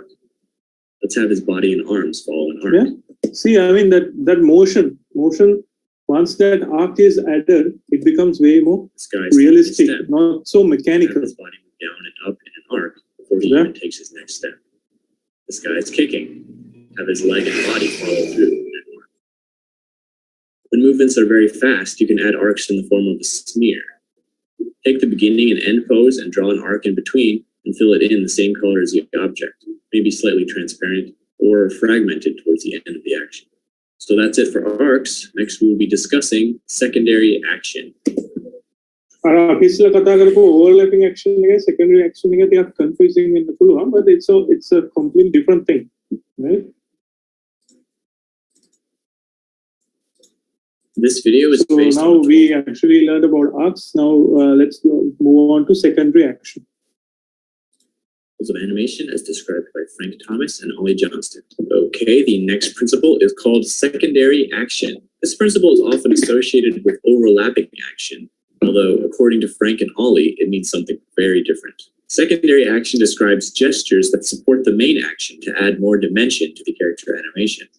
For example, a character may be walking angrily. The primary action is the legs, and the secondary action is everything else. The arms swinging, the head bobbing, and the facial movements. Let's say a character is about to knock on a door. The secondary action of the other hand will communicate what kind of door knocking this is. If it's a fist, it makes him... So secondary action is about giving an idea about the action itself, right? The overlapping action is all about following action, like in the case of the hat, the feather, the tail, or whatever. But here it's all about, it is part of, secondary action is part of acting itself. අපිට මූලිකවම පේන action එකක් තියෙනවා, ඊට අමතරව action එකක් තියෙනවා. ඒ action එකකින් අපිට සම්පූර්ණම තව අදහසක් වෙනවා මොන වගේ දෙයක්ද මෙතන වෙන්නේ කියලා. Now in this case with the hand, If it's right? With the hand, the other hand, basically look at this hand. The hand is just, it's not like a fisting a kind of fist එකක් විදිහට හදාගත්තු hand එකක් නෙවෙයි, right? මිත මොලවගත්තු ගතියක් නැහැ. It's a very relaxed kind of hand. So you kind of know what kind of mood he is in. Even though he's knocking on the floor, on the door, you know that he's not so agitated or anything. He's not angry or anything. But the moment he makes a fist, if it's a fist, now you know that, okay, this is something else, right? So that main action is knocking the door, and his posture with the arm is basically the secondary action. makes him look angry. If it's dainty, it gives him a graceful... Yeah, it's a totally different feel now, right? Look how fast the ideas can actually shuffle with a few changes to the secondary action. vibe. If it's tucked close while the head looks back and forth before knocking, it communicates that he doesn't want to be discovered. This guy picking up a box. We can give him more personality by having him rub his hands together and twiddle them in the air while getting ready to pick it up. Yeah, so it gives more character, gives more idea, right? So it's important not to let the secondary action dominate the primary action.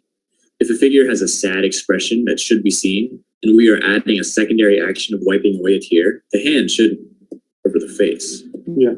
On the other, So always secondary action is not the main priority, right?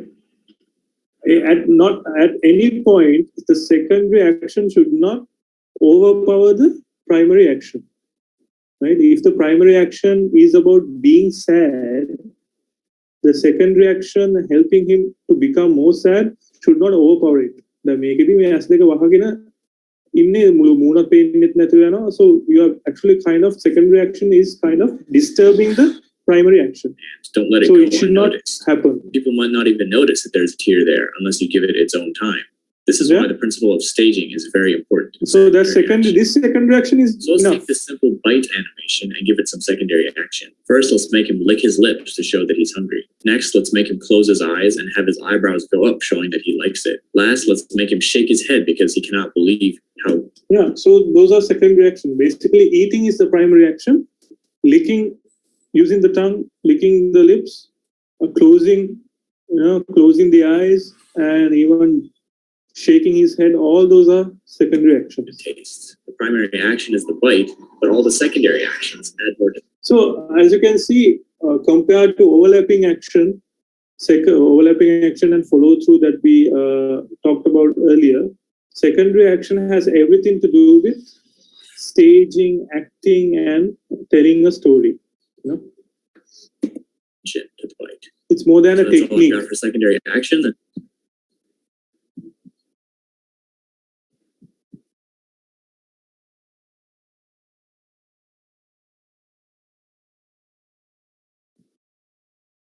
This video is based on the 12 principles of animation as described by Frank Thomas.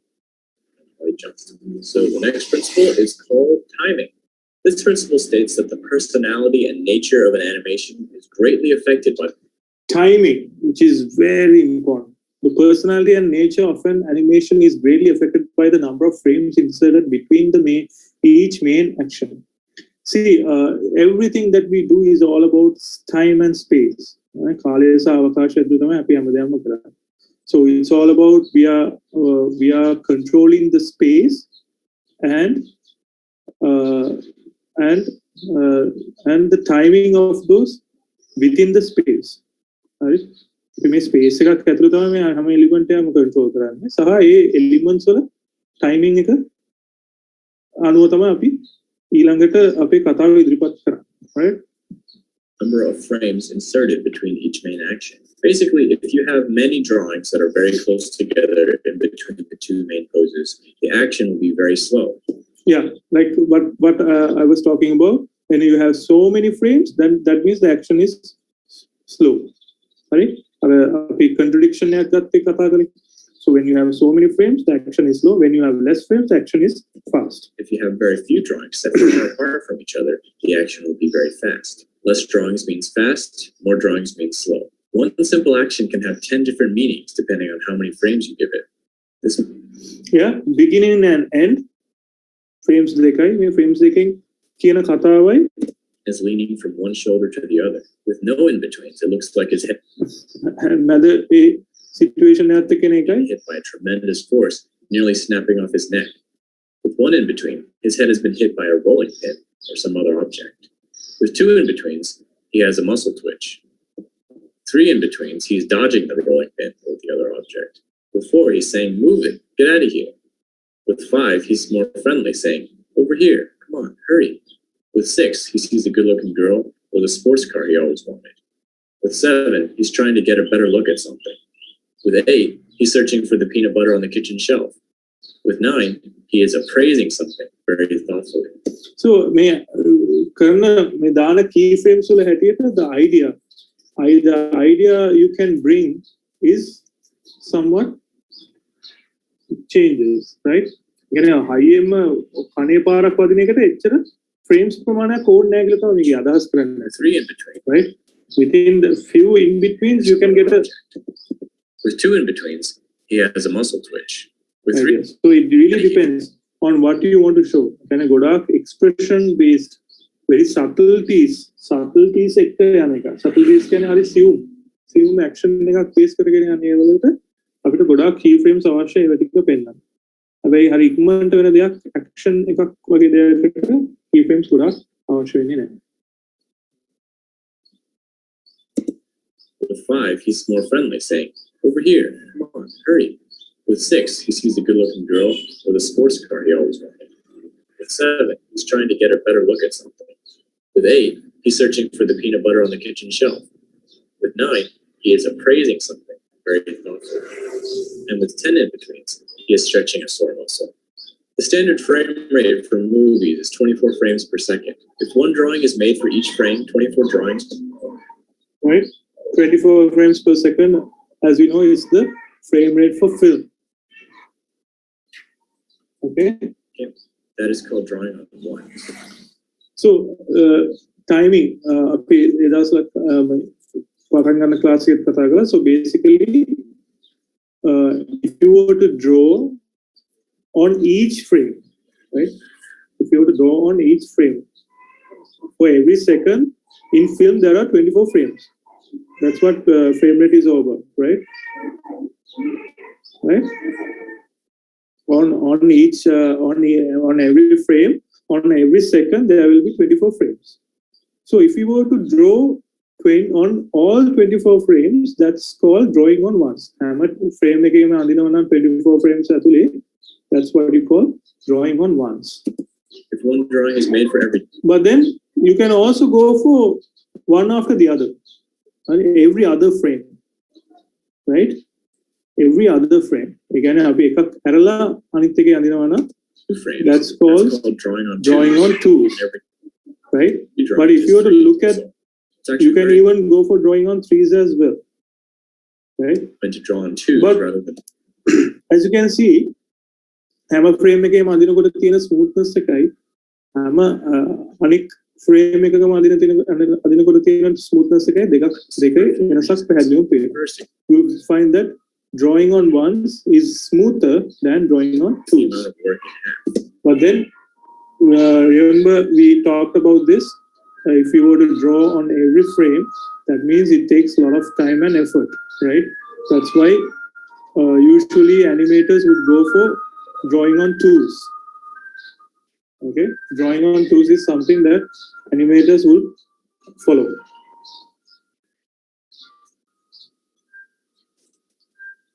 Second, it actually makes slow actions look smoother than if you were to draw every. So when the action is slow, usually drawing on ones is the option that you have to go for. Right. Because the precision needed to draw in between two very close drawings can lead to the animation looking jittery. Sorry, that's not the case. Animation is slow now. It's always good to go for drawing on twos. The reason being, if it is slow,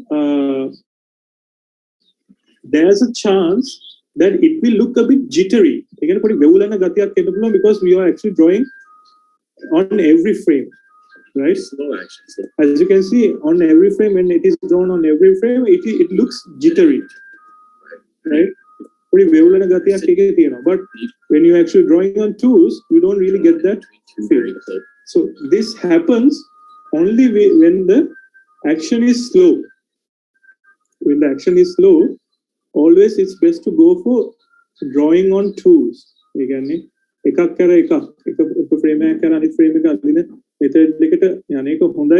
action slow now, right?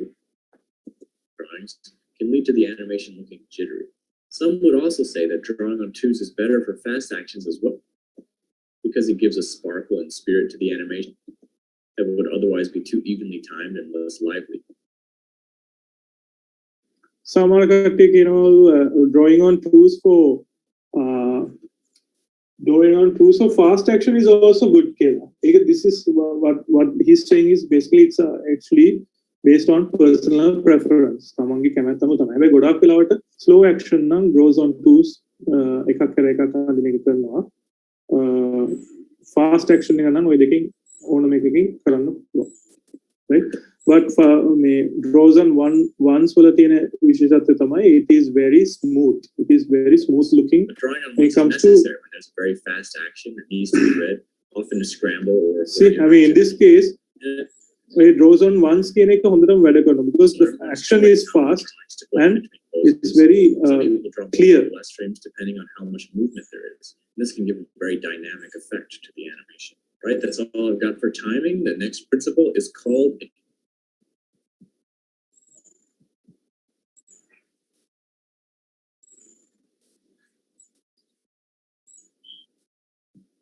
Okay, so timing is done.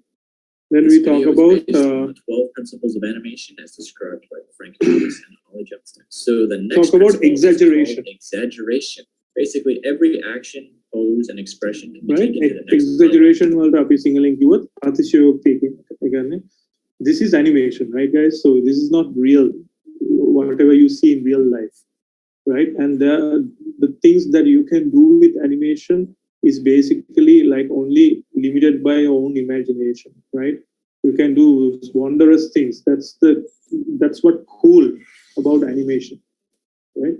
So people tend to use this kind of exaggeration a lot. If you were to watch animation films like Hotel Transylvania, right? There's so much of exaggeration that is happening.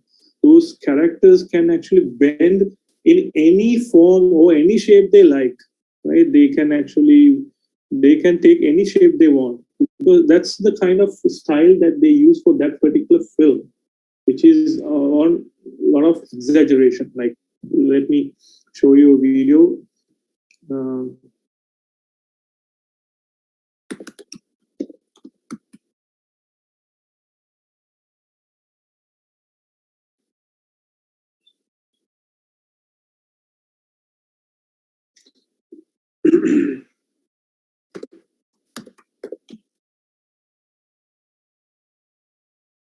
See, I mean, these are some making of videos of, actually, I mean, they were having some trouble when it comes to getting the cloth animation done, because the movements are so fast and exaggerated.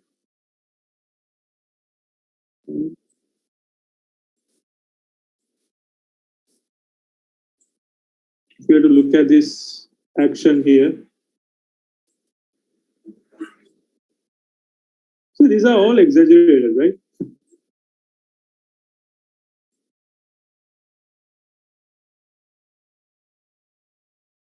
Very fast, very stretchy. Everything is stretchy. The entire body is stretching, like rubber.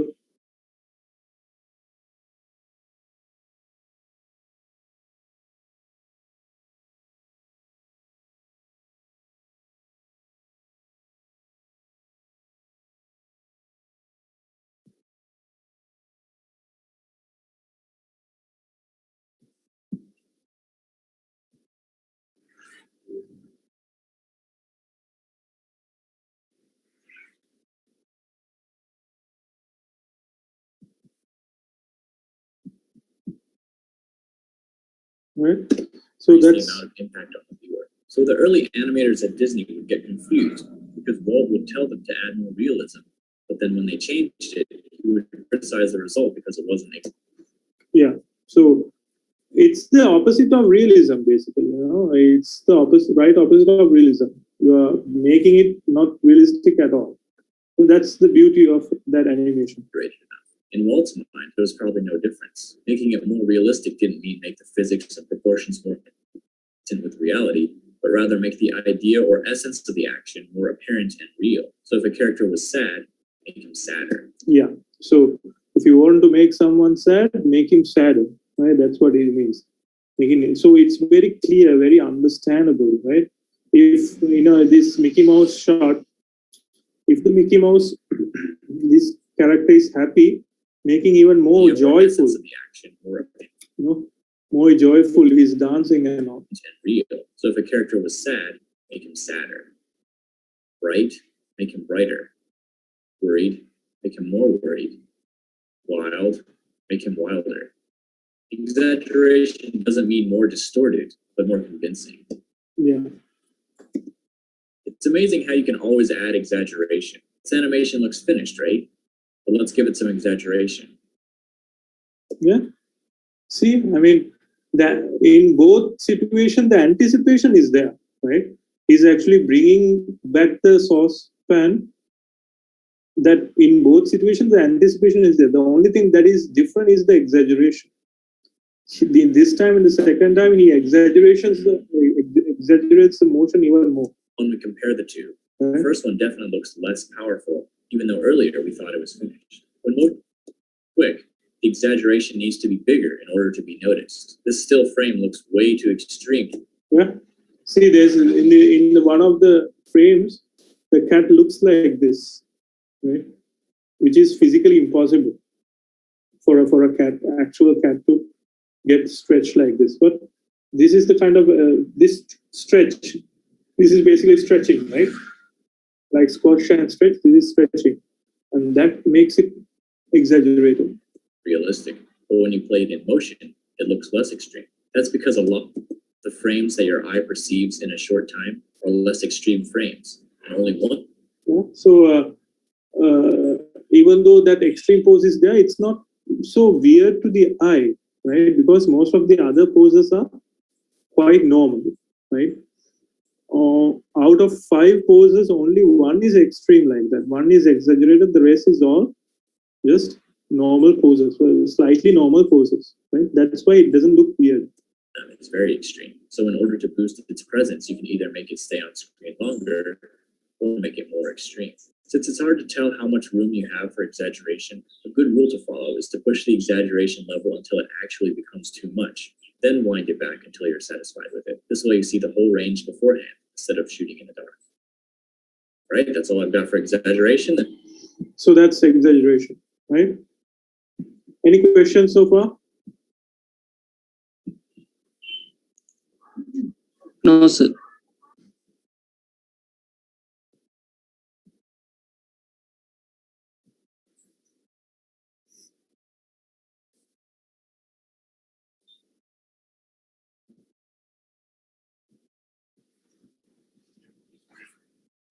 This video is based on the 12 principles of animation as described by Frank Thomas and Ollie Johnston. So the next principle is called solid drawing. This solid drawing, guys, I don't know why it's even a principle, but it is there. It's more like it's a given. Obvious there mention. It's all about drawing. It needs to have that. It actually tells about your capability of drawing skills and all, right? You need to have some sort of a skill to do good animation. That's what it means. You need to have that drawing capabilities, that practice, right? So definitely without that, you cannot actually think of becoming a 2D animator. You can definitely venture through 3D animation because it's a bit different. But since in 2D animation you have to draw everything by hand, obviously your skills on drawing is kind of put into test, right? That has to be really good. It's about making sure that forms feel like they're in 3-dimensional space with volume. Right. So in this solid drawing here, even though it is a flat thing, you really feel the volume. You feel the roundness. You feel the three-dimensional feel in this, right? Even though it's 2D, right? Volume, weight, and balance. Volume is basically the characteristic, right? Weight, balance, right? සමතුලිතතාවය කියන එක මේ තුනම මේ drawing එක ඇතුලේ අන්තර්ගත වෙලා තියෙනවා, right? One thing that makes animating a lot easier is being able to draw a figure from all angles. Yeah. Sure. So as an animator, you should be able to draw same thing. So draw same thing from different angles, right? එක angle එකකින් වගේ අඳින එක නෙවෙයි හැම angle එකකම අඳින්න පුළුවන්කමක් තියෙන්න ඕනේ when it comes to when you actually want to become an animator or want to actually perfect it, right? Here the same drawing is actually drawing on all directions. Drawing a line on a sphere, it must follow the contour of the sphere's surface. A straight line instantly makes the circle look flat. Yeah. අර මං කියන පරිමාව ඒ කියන කතන්දර ඇතුලේ සහාර 3D feel එක කියන එක ඇතුලේ අපි නිතරම හිතන්න ඕනේ මේ හැම එකක්ම curve එකක අඳින්න, right? It's like අර අක්ෂාංශ දේශාංශ වගේ හිතලා, right? So here whatever you're drawn here that has that three-dimensional look, right? But when it comes if you were to draw in a straight line kind of guideline, then it becomes very flat. Okay, unless that is expected, that is what you actually want to achieve, that's fine. But most of the time you have to have that 3D representation of a 2D. In cubes, avoid making parallel lines. Lines should be bent towards the vanishing point, otherwise. Right, and also perspective. So you have to draw certain things in a very perspective mode as well. So that itself will make it believable and right. Okay. මෙහෙම perspective එක ගැන හිතන්න නැතුව කරන වැඩක් තියෙනවා. So that actually becomes a certain style, right? But most of the time we see this kind of perspective feel like a flat symbol. Right? අපි දැන් මේ දෙක ගත්තොත් අපිට ඇත්තටම relate කරන්න පුළුවන් එක තමයි වම් පැත්තේ තියෙන cube එකනේ. Because it actually goes according to whatever we see in our real world. You know, how we see certain things with a certain kind of depth, but we don't see any type of cube as it is shown in the right hand side.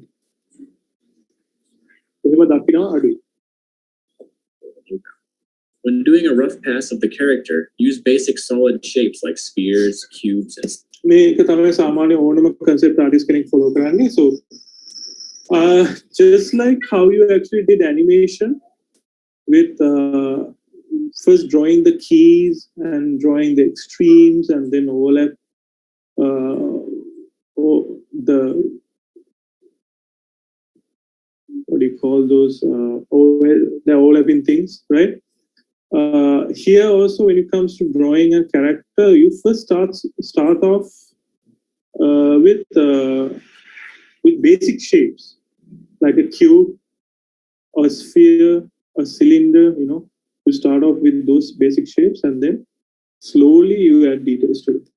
So that's to construct the character. So in a way, that makes it very how to say minimally. In a kind of a way, it has a form factor to it. And also, it shouldn't be circle and a square. It should always be a cube and a sphere, right? Then it will have the characters would have that three-dimensional feel.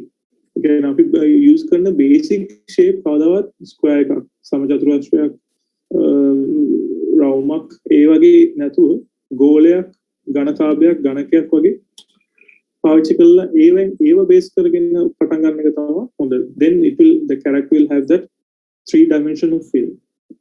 Squares and rectangles. Right? If you were to look at these two characters, the one on the left has more 3D feel to it.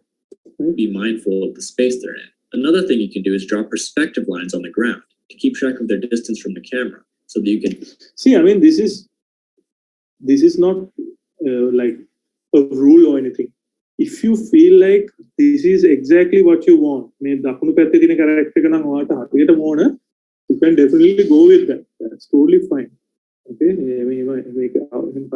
but most of the time, in order to get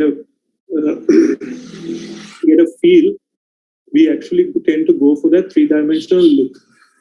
And it will either හැරෙද්දී, කතා කරද්දී, බලද්දී feel එක අඳුර ගන්න පුළුවන්, because that පරිමාව ස්කන්ධය වගේ දේවල් අපිට දැනෙන්න ගන්න නිසා balance එක. This will help you be mindful of the space they're in. Another thing you can do is draw perspective lines on the ground to keep track of their distance from the camera, so that you can know when to draw them bigger or smaller. When moving on to the clean line version of your character, be very mindful of overlap. Try to include it whenever possible. Without overlap, everything appears to be on the same plane, but just adding a single line here and there can define where surfaces come up, where they. Yeah, that overlapping is what means. Overlapping එක ඇතුලේ අපිට කියන්න පුළුවන් මෙන්න මේ shirt එක මෙතෙන් ඉවරලා මෙතනින් එහාට පටන් ගන්න අත කියන එක. Right? So it's also part of the drawing, right? If you don't put the overlapping, you really don't know whether this is a shirt or rest of the hand. එහෙම ඉරක් තියෙනවා තමයි. ඒ වුණාට හරියටම පැහැදිලි. හැබැයි පොඩි overlapping එකක් යන්න හැටියෙම can define where. Now it's very clear, right? It's a hand and this is a shirt. Okay? This is a overcoat. කියන එක පැහැදිලි. Surfaces come out and where they recede. Another thing to note when doing lines is to avoid symmetry. Symmetrical. Yeah, like what is said, basically, perspective කියන වගේ concept එකක ඉන්නවනම් you have to always avoid symmetrical lines. Right? Symmetrical කියන්නේ සමාන්තර රේඛාවන් කියන එක සම්පූර්ණයෙන්ම අවබෝධ කරගන්න ඕනේ. Because අපි සාමාන්‍යයෙන් මේ සමාන්තර රේඛාවන් වගේ දේවල් ලෝකේ දකින්න අඩුයිනේ. Lines look flat. Try to pair a straight line with a curved line or offset two curved lines so it looks more natural and dynamic. The principle of solid drawing applies to 3D animation as well in regards to portraying weight and balance in the pose of a character. For example, avoid what's called twinning, which happens when the arms and legs and other pair features are doing the exact. Twinning one පැත්තයි දකුණු පැත්තයි දෙකම එක වගේ motion එක ගැන ඒක තමයි මේ කියන්නේ. So that's overlapping action වල අපි කතා කරලා එකක් පොඩි delay එකක් අනිත් එකකට වඩා delay එකක්. This is a known affliction that animators have to make a conscious effort to avoid. Instead, lean it over to one side or put one hand on the hips or give it a slouch or do something to show that it has weight. Yeah, so always an imbalance එකක් ඇති කරන්න කියන්නේ.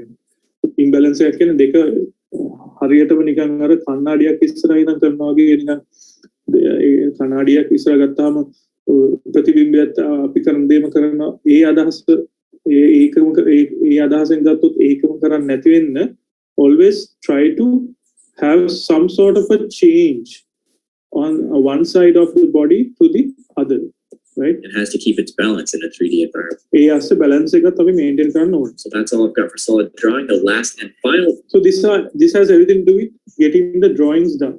Okay.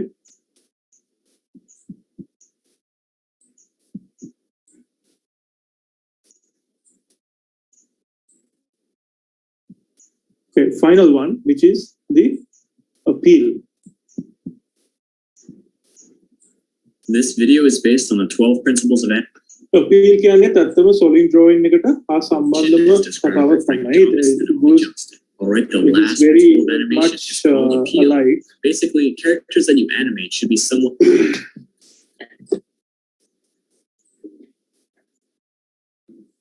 අපි solid drawing එකේ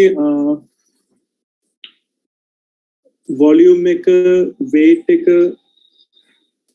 ඊට පස්සේ volume එක weight එක ඊට පස්සේ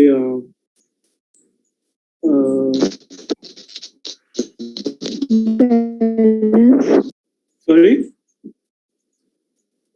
balance balance එක sorry thank you balance එක වගේ කතා කරාම ඒකේ we actually figured out how we actually draw certain things නේ කොහොමද මොන වගේ properties තියෙනවා but in this one appeal is all about likability කියන වගේ එකක් you know how likable those characters are so that solid drawing is all about getting the mass getting the volume and getting the balance right in a drawing but here it's all about likability කොච්චර අපි මේකට කැමති වෙනවද character එකට කියන එක right so likability in a sense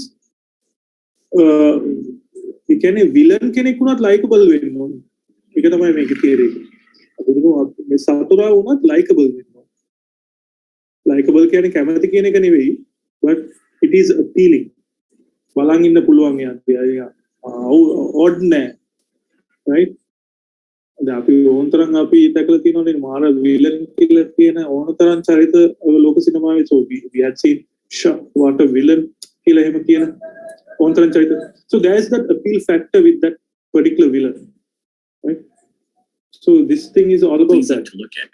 They should have some kind of charismatic aspect so that's it charisma එකක් තියෙනවා like about them. This doesn't only apply to the hero of the story but also the villain and every other character. Appeal doesn't always mean good looking. It can also mean interesting. Yeah, it's not all about good looking. You know, when it comes to hero character, heroine characters, we actually go for the very good looking, very pretty kind of looks. But appeal is not about that. It's all about making it interesting, right? Villain should be likable in the sense that they are interesting to look at. The tricky thing about this is that everyone has a different standard for what is appealing. Just giving your...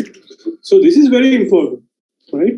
Again, it talks about our understanding of what is what can be likable and what is not, right? Everyone has a different understanding and a preference on it.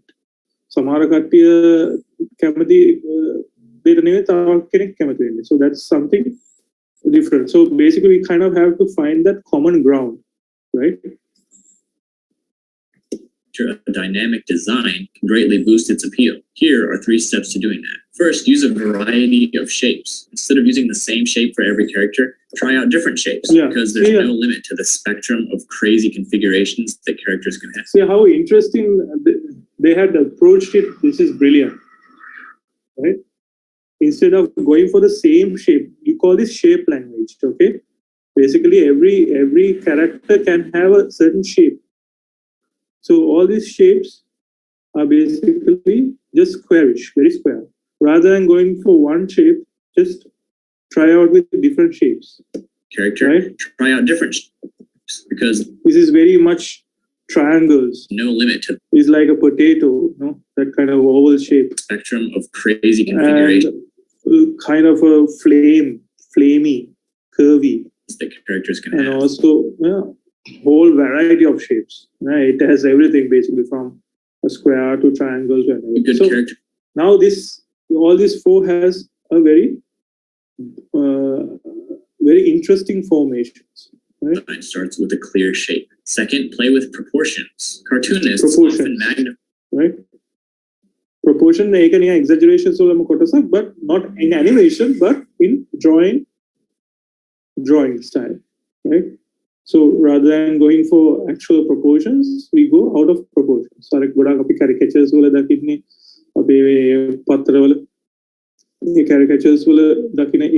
out of proportions. The things we find interesting and shrink the things we might find ugly or boring. For example, they might enlarge the head and eyes, shrink the body, and make the hands larger. Finding the aspect of a character that defines his her personality and blowing it up often create a more appealing. See, I mean, hunched over na, hunched over. Small and cute na, small and cute. Intimidating. Exaggeration then it will make it even more interesting. Design. Third, keep it simple. Too much information.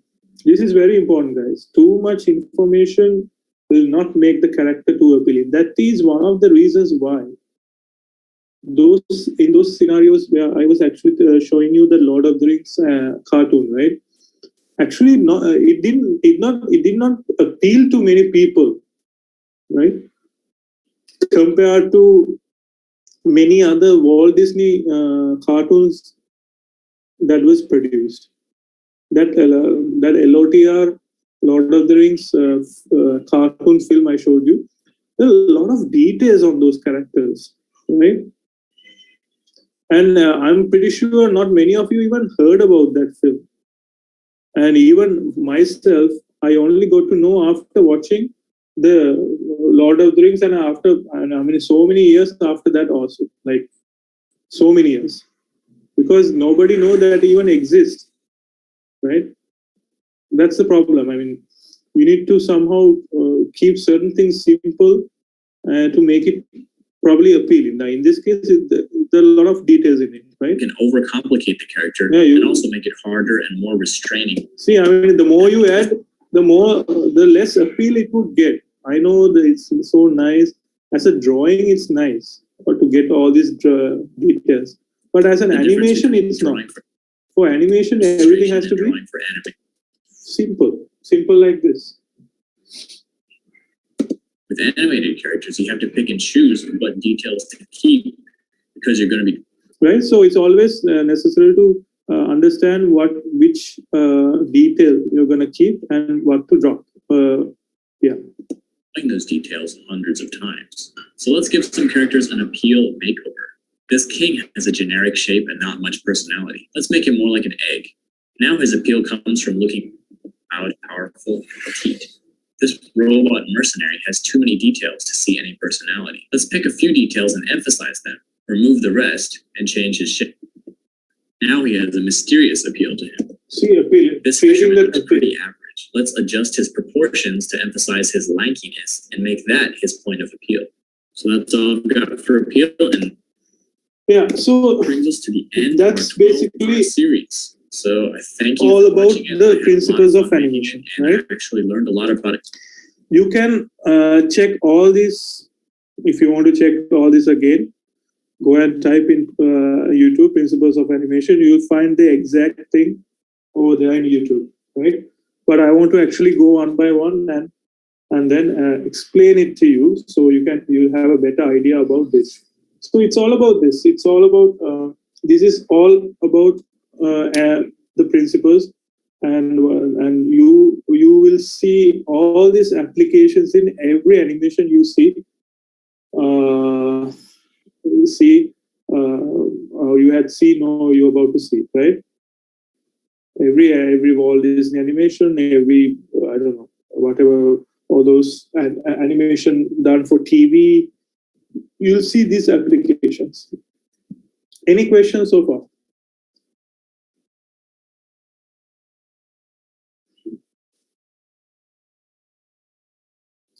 Okay, we are going to do a simple exercise, and I want you guys to do this and submit to me, right?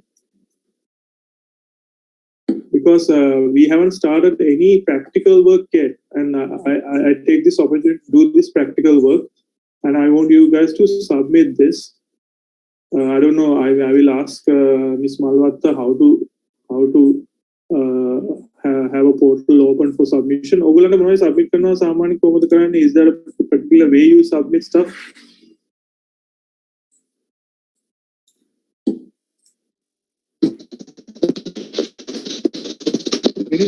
PDF කරලා sir මොකද කරන්නේ? අපි දෙනවා නම් ඒක කරලා PDF PDF කරලා email කරනවා එහෙමද? ඔව් සර්. Right. Okay. එහෙම නැතුව අපි පොඩ්ඩක් හිතමු පොඩි විදියක් මොන විනාඩියක් දෙන්න මයික් හදලා. Okay, I shared a link with you guys. Okay, so you have the capability to actually go and upload whatever you have done there, right? The one we are about to do, right? Go and check whether the link is not working. Whether it's working. If it is not, you can send me an email also saying that it's not working, right? I think it's working now. So basically, we are going to do a simple bouncing ball animation, right? Simple one using Photoshop. Okay.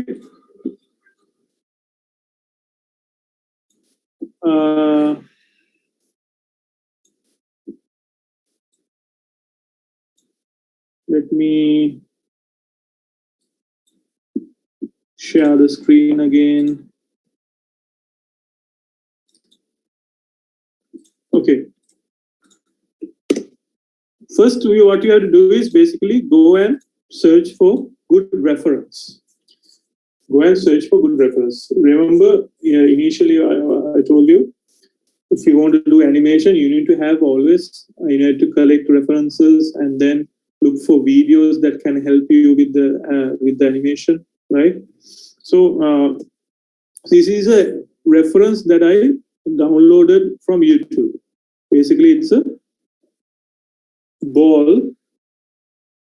football dropping on a garage lot, right? Parking lot. But as you can see certain properties, no?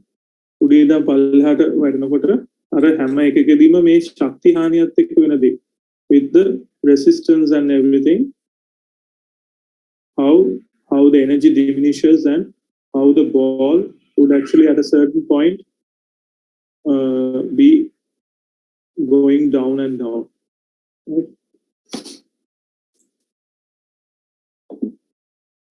And then you can find references like this. You can find references like this where you see natural shape in the top, from the top. මෙතන අපි කතා කළා squash and stretch එක, and then again the top. අපි මේ එකක් කරලා බලමු, right? එකක් කරලා බලමු. So go to Photoshop, create a new document, right?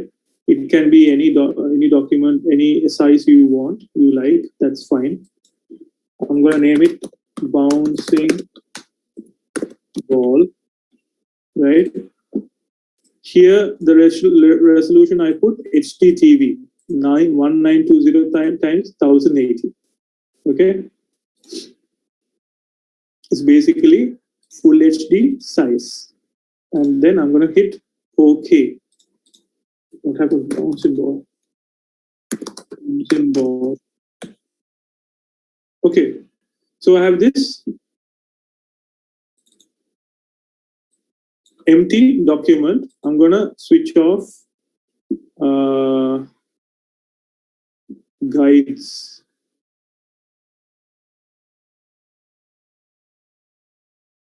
Show guides. I'm gonna switch off guides. Guides you have to go to window and hit timeline. මේ timeline කියන එක on කරගන්න ඕනේ. Once you open timeline, you will get this kind of window at the very bottom, right?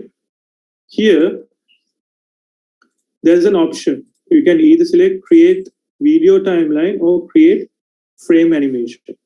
Here, we are thinking of creating a frame animation, frame by frame animation. So I'm going to go and hit create frame animation.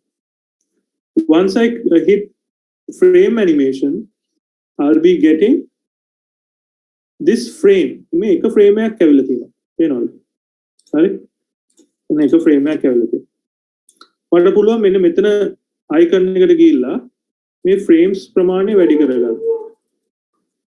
Okay? Now there's about 21 frames. පේනවද? මම තණ්ඩු කරලා බැලුවොත් මුලින්ම තියෙන create frame animation එතකොටම එක frame එකක් create වෙනවා. By creating this you can actually create more frames. හරි? අපි තව frames create කරන්න ඉස්සෙල්ලා මම මොකද කරන්නේ? මම මේ background කියන එක double click කරලා I'm gonna name this as BG background, right? So this is the background layer. මම මේකට කරන්නේ ඔයගොල්ලෝ Photoshop එහෙම දැන් මට හිතෙන්නේ you actually learning Photoshop with Dr. Ranatunga. So here you can put a color, a simple color, right? And paint bucket, we can put the color here. So that's BG, that's background. Okay, then you can actually go and download. Okay, download some sort of an image of a ball.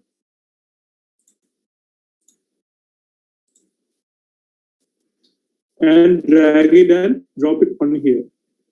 Bouncing ball like a image download karana. You can actually go to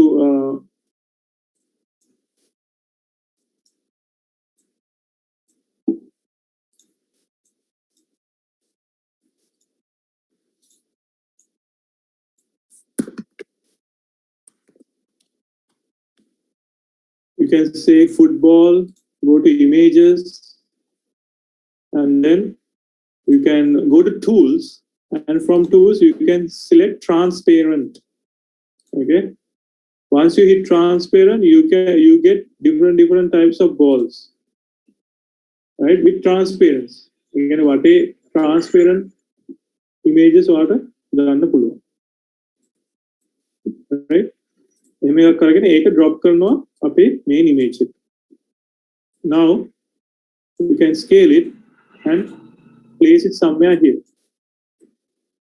Okay, මෙතෙන්ට වෙනකන් අපහැදිලි කෙනෙක් ඉන්නවද? Do you want me to do it again?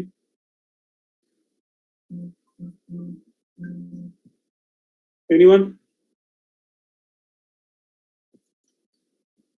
අපි මේක නම් කරනවා 01. මේච් එක ගත්ත එක පොඩක් කියලා දෙනවද? image එක ගත්තේ අපි හිතමු basketball කියලා ගහනවා Google එකේ right basketball කියලා ගහුවට පස්සේ you go to tools. Under tools there are some options to search. Here you can search transparent search කරපු හැටි වෙන්නේ මේ background ඔක්කොම transparent ඒවා වට එන්න ගන්න. See, I mean if you click on it you get to see there's a transparent background. Okay, what එක පාවිච්චි කරන්න පුළුවන් නැත්නම් transparent කරලා ගන්න තියෙනවා. Photoshop නේ you can do anything you want. If it is not make a transparent නැත්නම් වට අපි මේක download කළා right, you go to Photoshop. Okay, you take this image, then make it what a transparent nanny. Now you can simply go for the circular selection. හරි නැත්නම් අපි එහෙමත් උන් නැත්නම් මෙතන මේ wand tool magic wand tool කියලා තියෙනවා. magic wand tool එකේ වඩ පුළුවන් මේ සුදු area එක select කරන්න. right, select කළා you can go here it says mask, add layer mask. Once you add the layer mask it will actually cut off everything else. දැන් අපිට මේක නෙමෙයි ඕනේ, මේක අනිත් පැත්ත තමයි ඕනේ. අපි නම් මොකද කරන්නේ? ඔයාලට පුළුවන් keyboard එකේ alt එක ඔබාගෙන මේ mask එක උඩ click කරන්න. අන්න එතකොට ඒකත් mask වෙලා එනවා. right, මම මේව වැඩි කරා deep යන්නේ නැත්තේ I'm under the impression that you guys know a little bit of Photoshop and that you can handle it. right, දැන් මේ වගේ masking එකක් කරගන්න එකක් විදිය මට හිතනවා ඔයගොල්ලන් දන්නවා ඇති කියලා. මේ මොකද these are the primary stuff that you do when you are actually learning Photoshop. මේ part එක කරලා තියෙනවද මේ වෙනකොට? කියන්න පුළුවන්. masking වගේව කරලා තියෙනවද?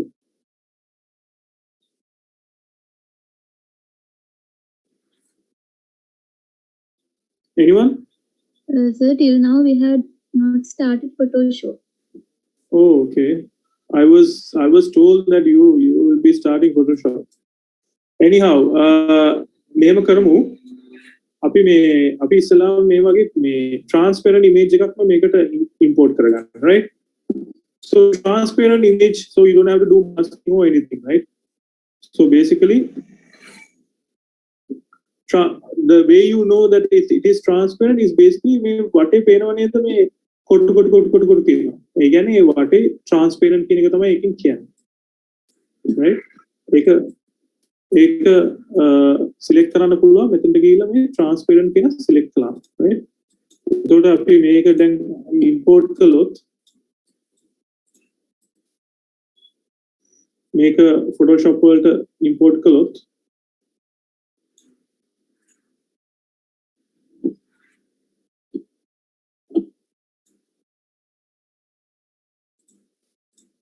actually it's in a different format. Let me import something else. ගොඩාක් කලාවට transparent ඒවා එන්නේ PNG කියන format එක. Okay, අපි මේක ගත්තොත්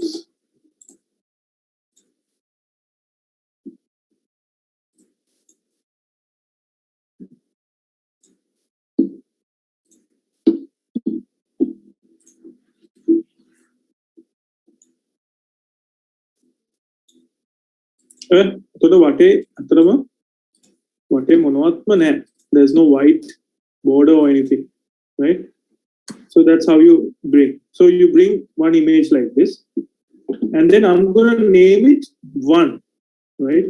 You can make first frame එක කියන එක තමයි මේ one කියලා මම දාලා තියෙන්නේ. Understood? Then what I'm gonna do is I'm gonna hold Alt key. Okay? Hold Alt key. Alt key එක press කරාම ඔයගොල්ලන්ට පේනවා මේ icon එක වෙනස් වෙනවා. icon එකේ arrows keys දෙකක් තියෙනවා. ඒ කියන්නේ මේ එක වගේ දෙකක් හදනවා කියන එක. Hold Alt key and then create another one. Okay, I'm gonna name this 12. Okay, not 12. probably 6. Okay, මේක මම 6 කියලා name කරනවා. ඊට පස්සේ ආයෙමත් මේක alt කරලා මට පුළුවන් ආයෙමත් සරයක් මේක duplicate කරලා 12 කියලා name කරනවා. මේක පැහැදිලි නේද? මම මේ මොකද්ද මේ කළේ? මම මේ කළේ keys. දැන් අපි ඉස්සෙල්ලා කතා කරන්නේ principles වල මේ keys කියන එක තමයි මේ හදාගත්තේ. මේ පළවෙනි point එක, මේ දෙවෙනි point එක, මේ තුන්වෙනි point එක. හරි? එතකොට මේකේ අතර මම මොකද කරන්නේ? Control T press කරලා I'm gonna hold shift and squeeze it. දැන් මේ අපි මේ ගන්නේ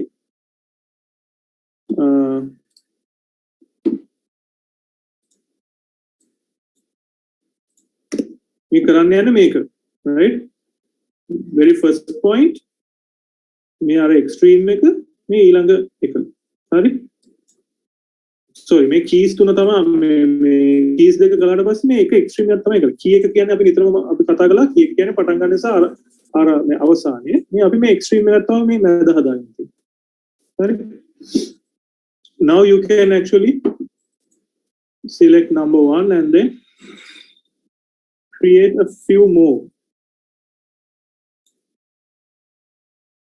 like this. හරිද?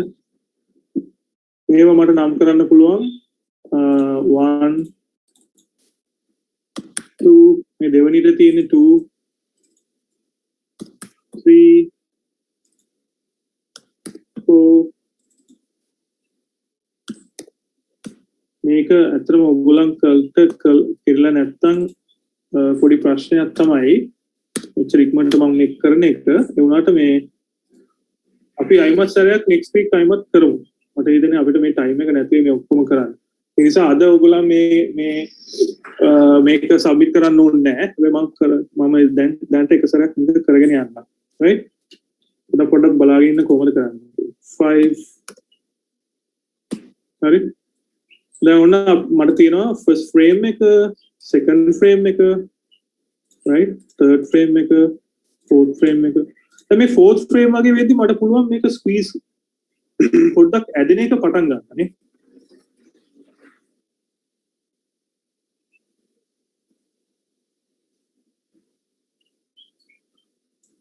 පොඩ්ඩක් මෙහෙම ඇදලා පොඩ්ඩක් rotate කරලා කොහොම පටන් ගන්න පුළුවන්. right?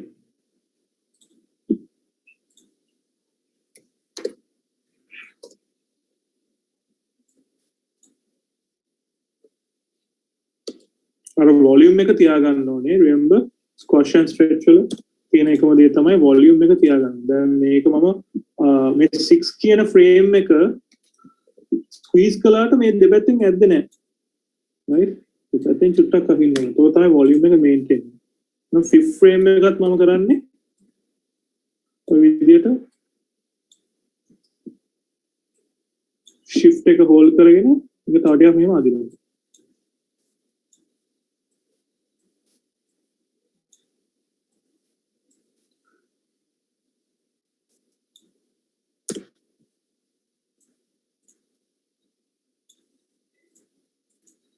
පොඩ්ඩක් adjust කරගන්න පුළුවන්. So we have something there. Then we again go for the other way, right? අපිට පුළුවන් මේකෙන් එහෙම duplicate කරලා මේක 7 කියලා දාගන්න. number 7.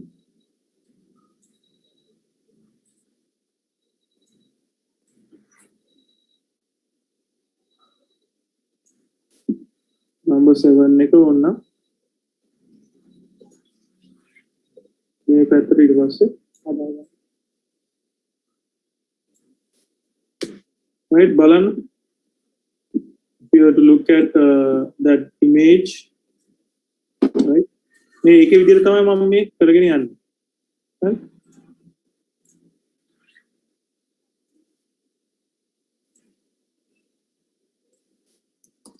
එතකොට උඩ පටන් ගන්න එක වගේම ආයිමත් ඒ ප්‍රමාණයට මුඩට යන්නේ නැහැ. මොකද පොඩි ශක්තියානියක් එක්ක ඒක නැද තැනක තමයි තියෙන්නේ. So I'm gonna create 2 more.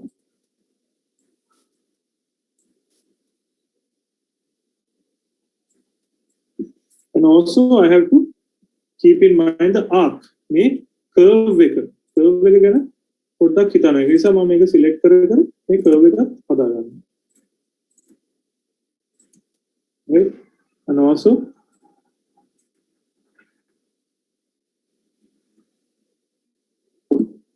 right.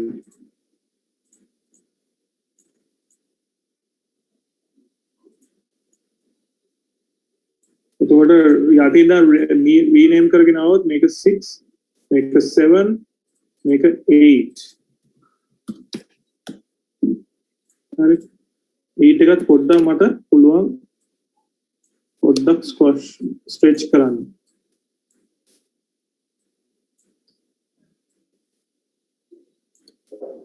8 මේක 9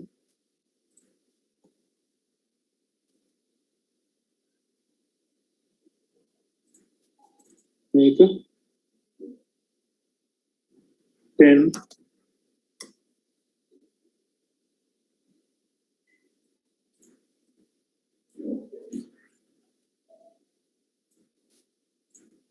මේක 12 වෙනකම් අපිට යන්න හම්බුන්නේ 11 right පොඩ්ඩක් ඇඩ්ජස්ට් කරගෙන බලන්න වෙනවා කර්ව් එක එන විදිය අපිට හදා ගන්න පුළුවන්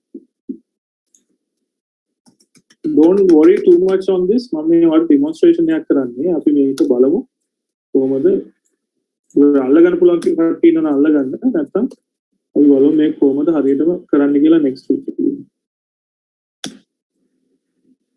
so basically it's like this හරි අපිට පුළුවන් තව මේක පොඩ්ඩක් එහෙම rotate කරලා පොඩි වෙනසක් කරන්න right slowly rotation again දැන් අපි ගත්තොත් මෙතන මේ rotation එකත් එක්ක ගත්තොත් we have to somehow rotate like this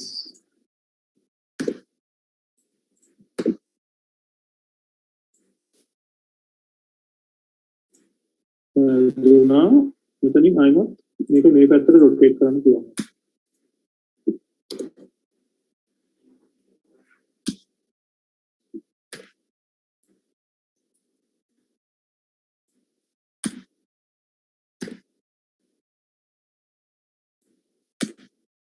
බලන්න ඒ rotation එකත් අපි සාමාන්‍ය අන්තර්දුරට හදාගන්න.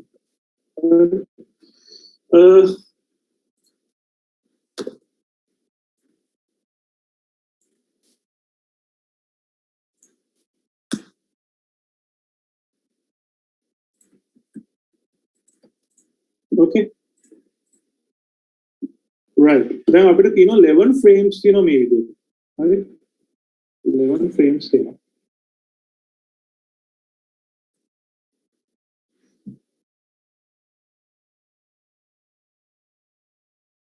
Right? Now what we can do is, since there are about 1, 2, 3, 4, 5, 6, 11 frames, we're going to create 11 frames here. 1, 2, 3, 4, 5, 6, 7, 8, 9, 10, 11. Right? The way to do the animation is simple. You go to the first frame and select only the very first frame. මේක පළවෙනි frame එක click කරනවා. හැබැයි ඒක click කරනකොට අපිට තියෙන ප්‍රශ්නේ තමයි click කරනවා කියන්නේ ඒක විතරක් මෙහෙම visibility එක on කළා. The only problem we are facing is that the background is not there. Right? So we have to switch on the background as well. Okay? So the first frame, once you select the first frame, you go and select the background visibility and select the visibility of the first frame. The rest all switch off. मैं आने को कौन off करना? अभी देवनी एक क्या? देवनी एक क्या ना कि ये एक क्या ना पास से अभी first एक off कर ले second एक on कर. So first frame में कर गया हम पहले लेकर तमाम अभी switch on कर लेती है visibility. Second frame में कर गया हम first पहले ये image का switch off कर ला अभी देवनी को on करना third कर गया हम third को on करना fourth कर गया हम fourth को on करना ये वाला fifth, fifth, sixth, six. මේ හැම එකේම on වෙලා තියෙන පොදු එක තමයි මේ background කියන එක, right? ඔරේ හැම frame එකේම background කියන එක තියෙන්න ඕන නිසා. Seventh, eighth, ninth, 10th, 11th, right? Then අපි වෙන වෙනම බැලුවොත් ඔයගලන්ට පේනවා see different images.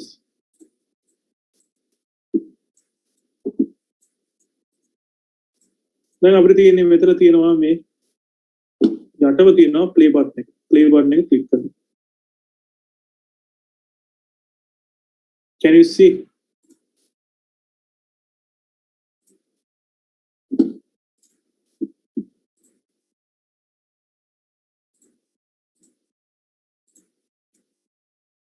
ඔයගලන්ට පේනවනේ මේ play button එක click කරාම අපිට ඒක animation එක දෙනවා.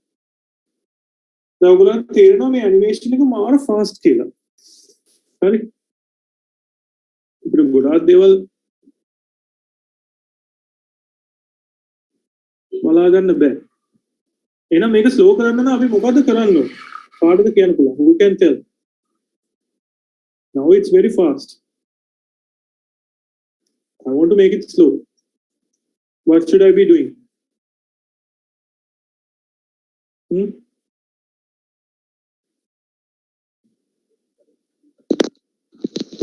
ඒකේ තියලා තියෙන time එක change කරන්න. කාටද කියන්න පුළුවන්?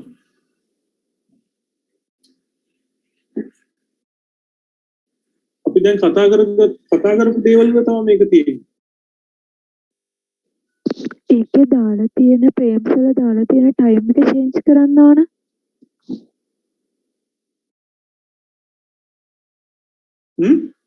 Anyone? Guess එකක් කරන්න බැරිද කාටවත්?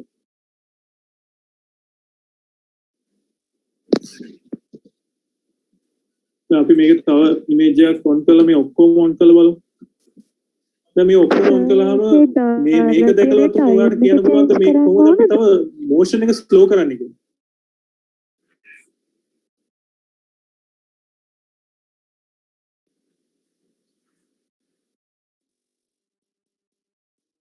Anyone?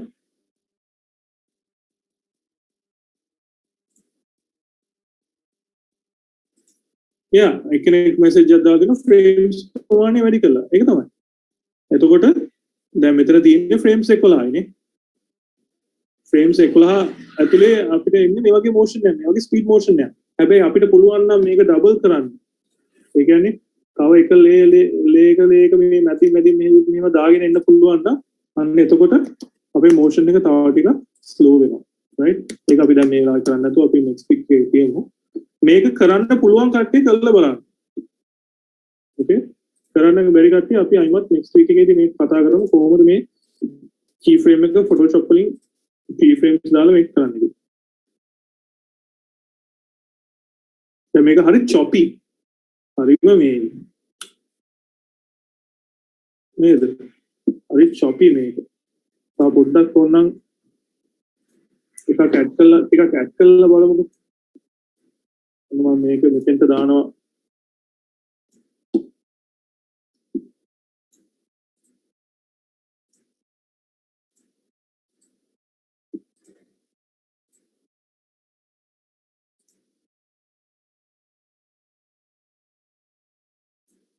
බලමු අපිට පුළුවන් tools වලට යන්න.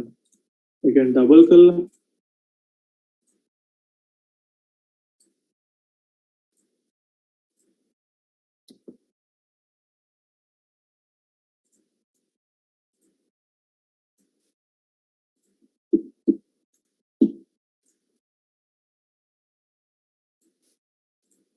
එතකොට frames දෙක කියන්නේ එකම එක. ඊට පස්සේ frames ඔන්න ගොඩ වෙනම හදන්න ඕනේ. 3 එතකොට 3 4 යන්නේ second frame එක. පොඩ්ඩක් මේක අවුල් ගියා. අපිට අලුතෙන් මුලින්ම හදන්න.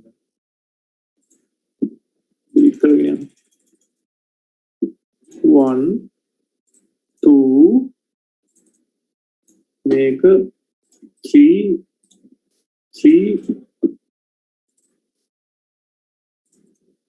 make a 4 make a 5 make a 6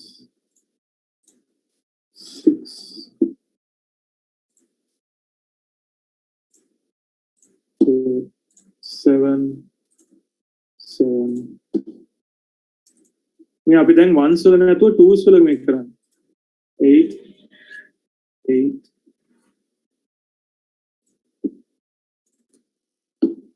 9 දෙකම එකට select කරලා කරන්න පුළුවන් okay දෙකම 10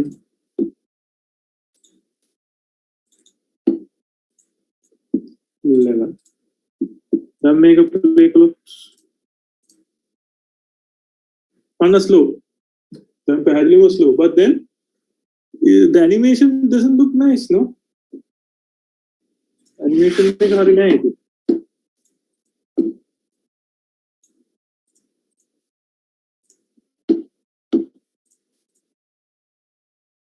මේ animation එක හදන්න බලමු ඉතින්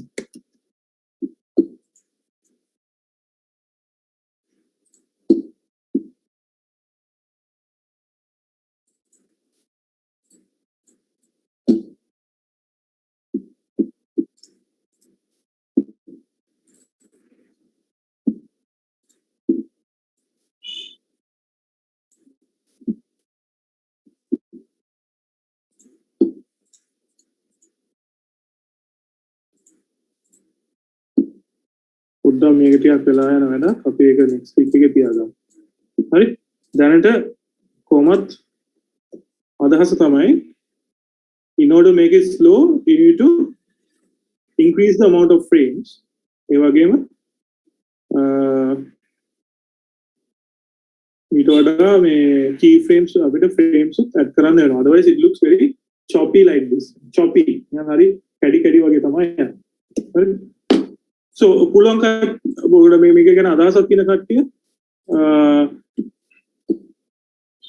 කරලා බලන්න නැත්නම් අපි next week එකේ බලමු කොහොමද මේක කරන්නේ වගේ එකක් ටයිම් අප් කරන්න. හරි. So we'll end the class for today. Okay. So I'll see you guys next week. පුළුවන් කට්ටිය අර විදිහට කරන්න. ඊට පස්සේ අපි බලමු කොහොමද ඉතින් යාට ප්‍රොසීඩ් කරන්න කියලා. Right? Very good night everyone. So see you guys.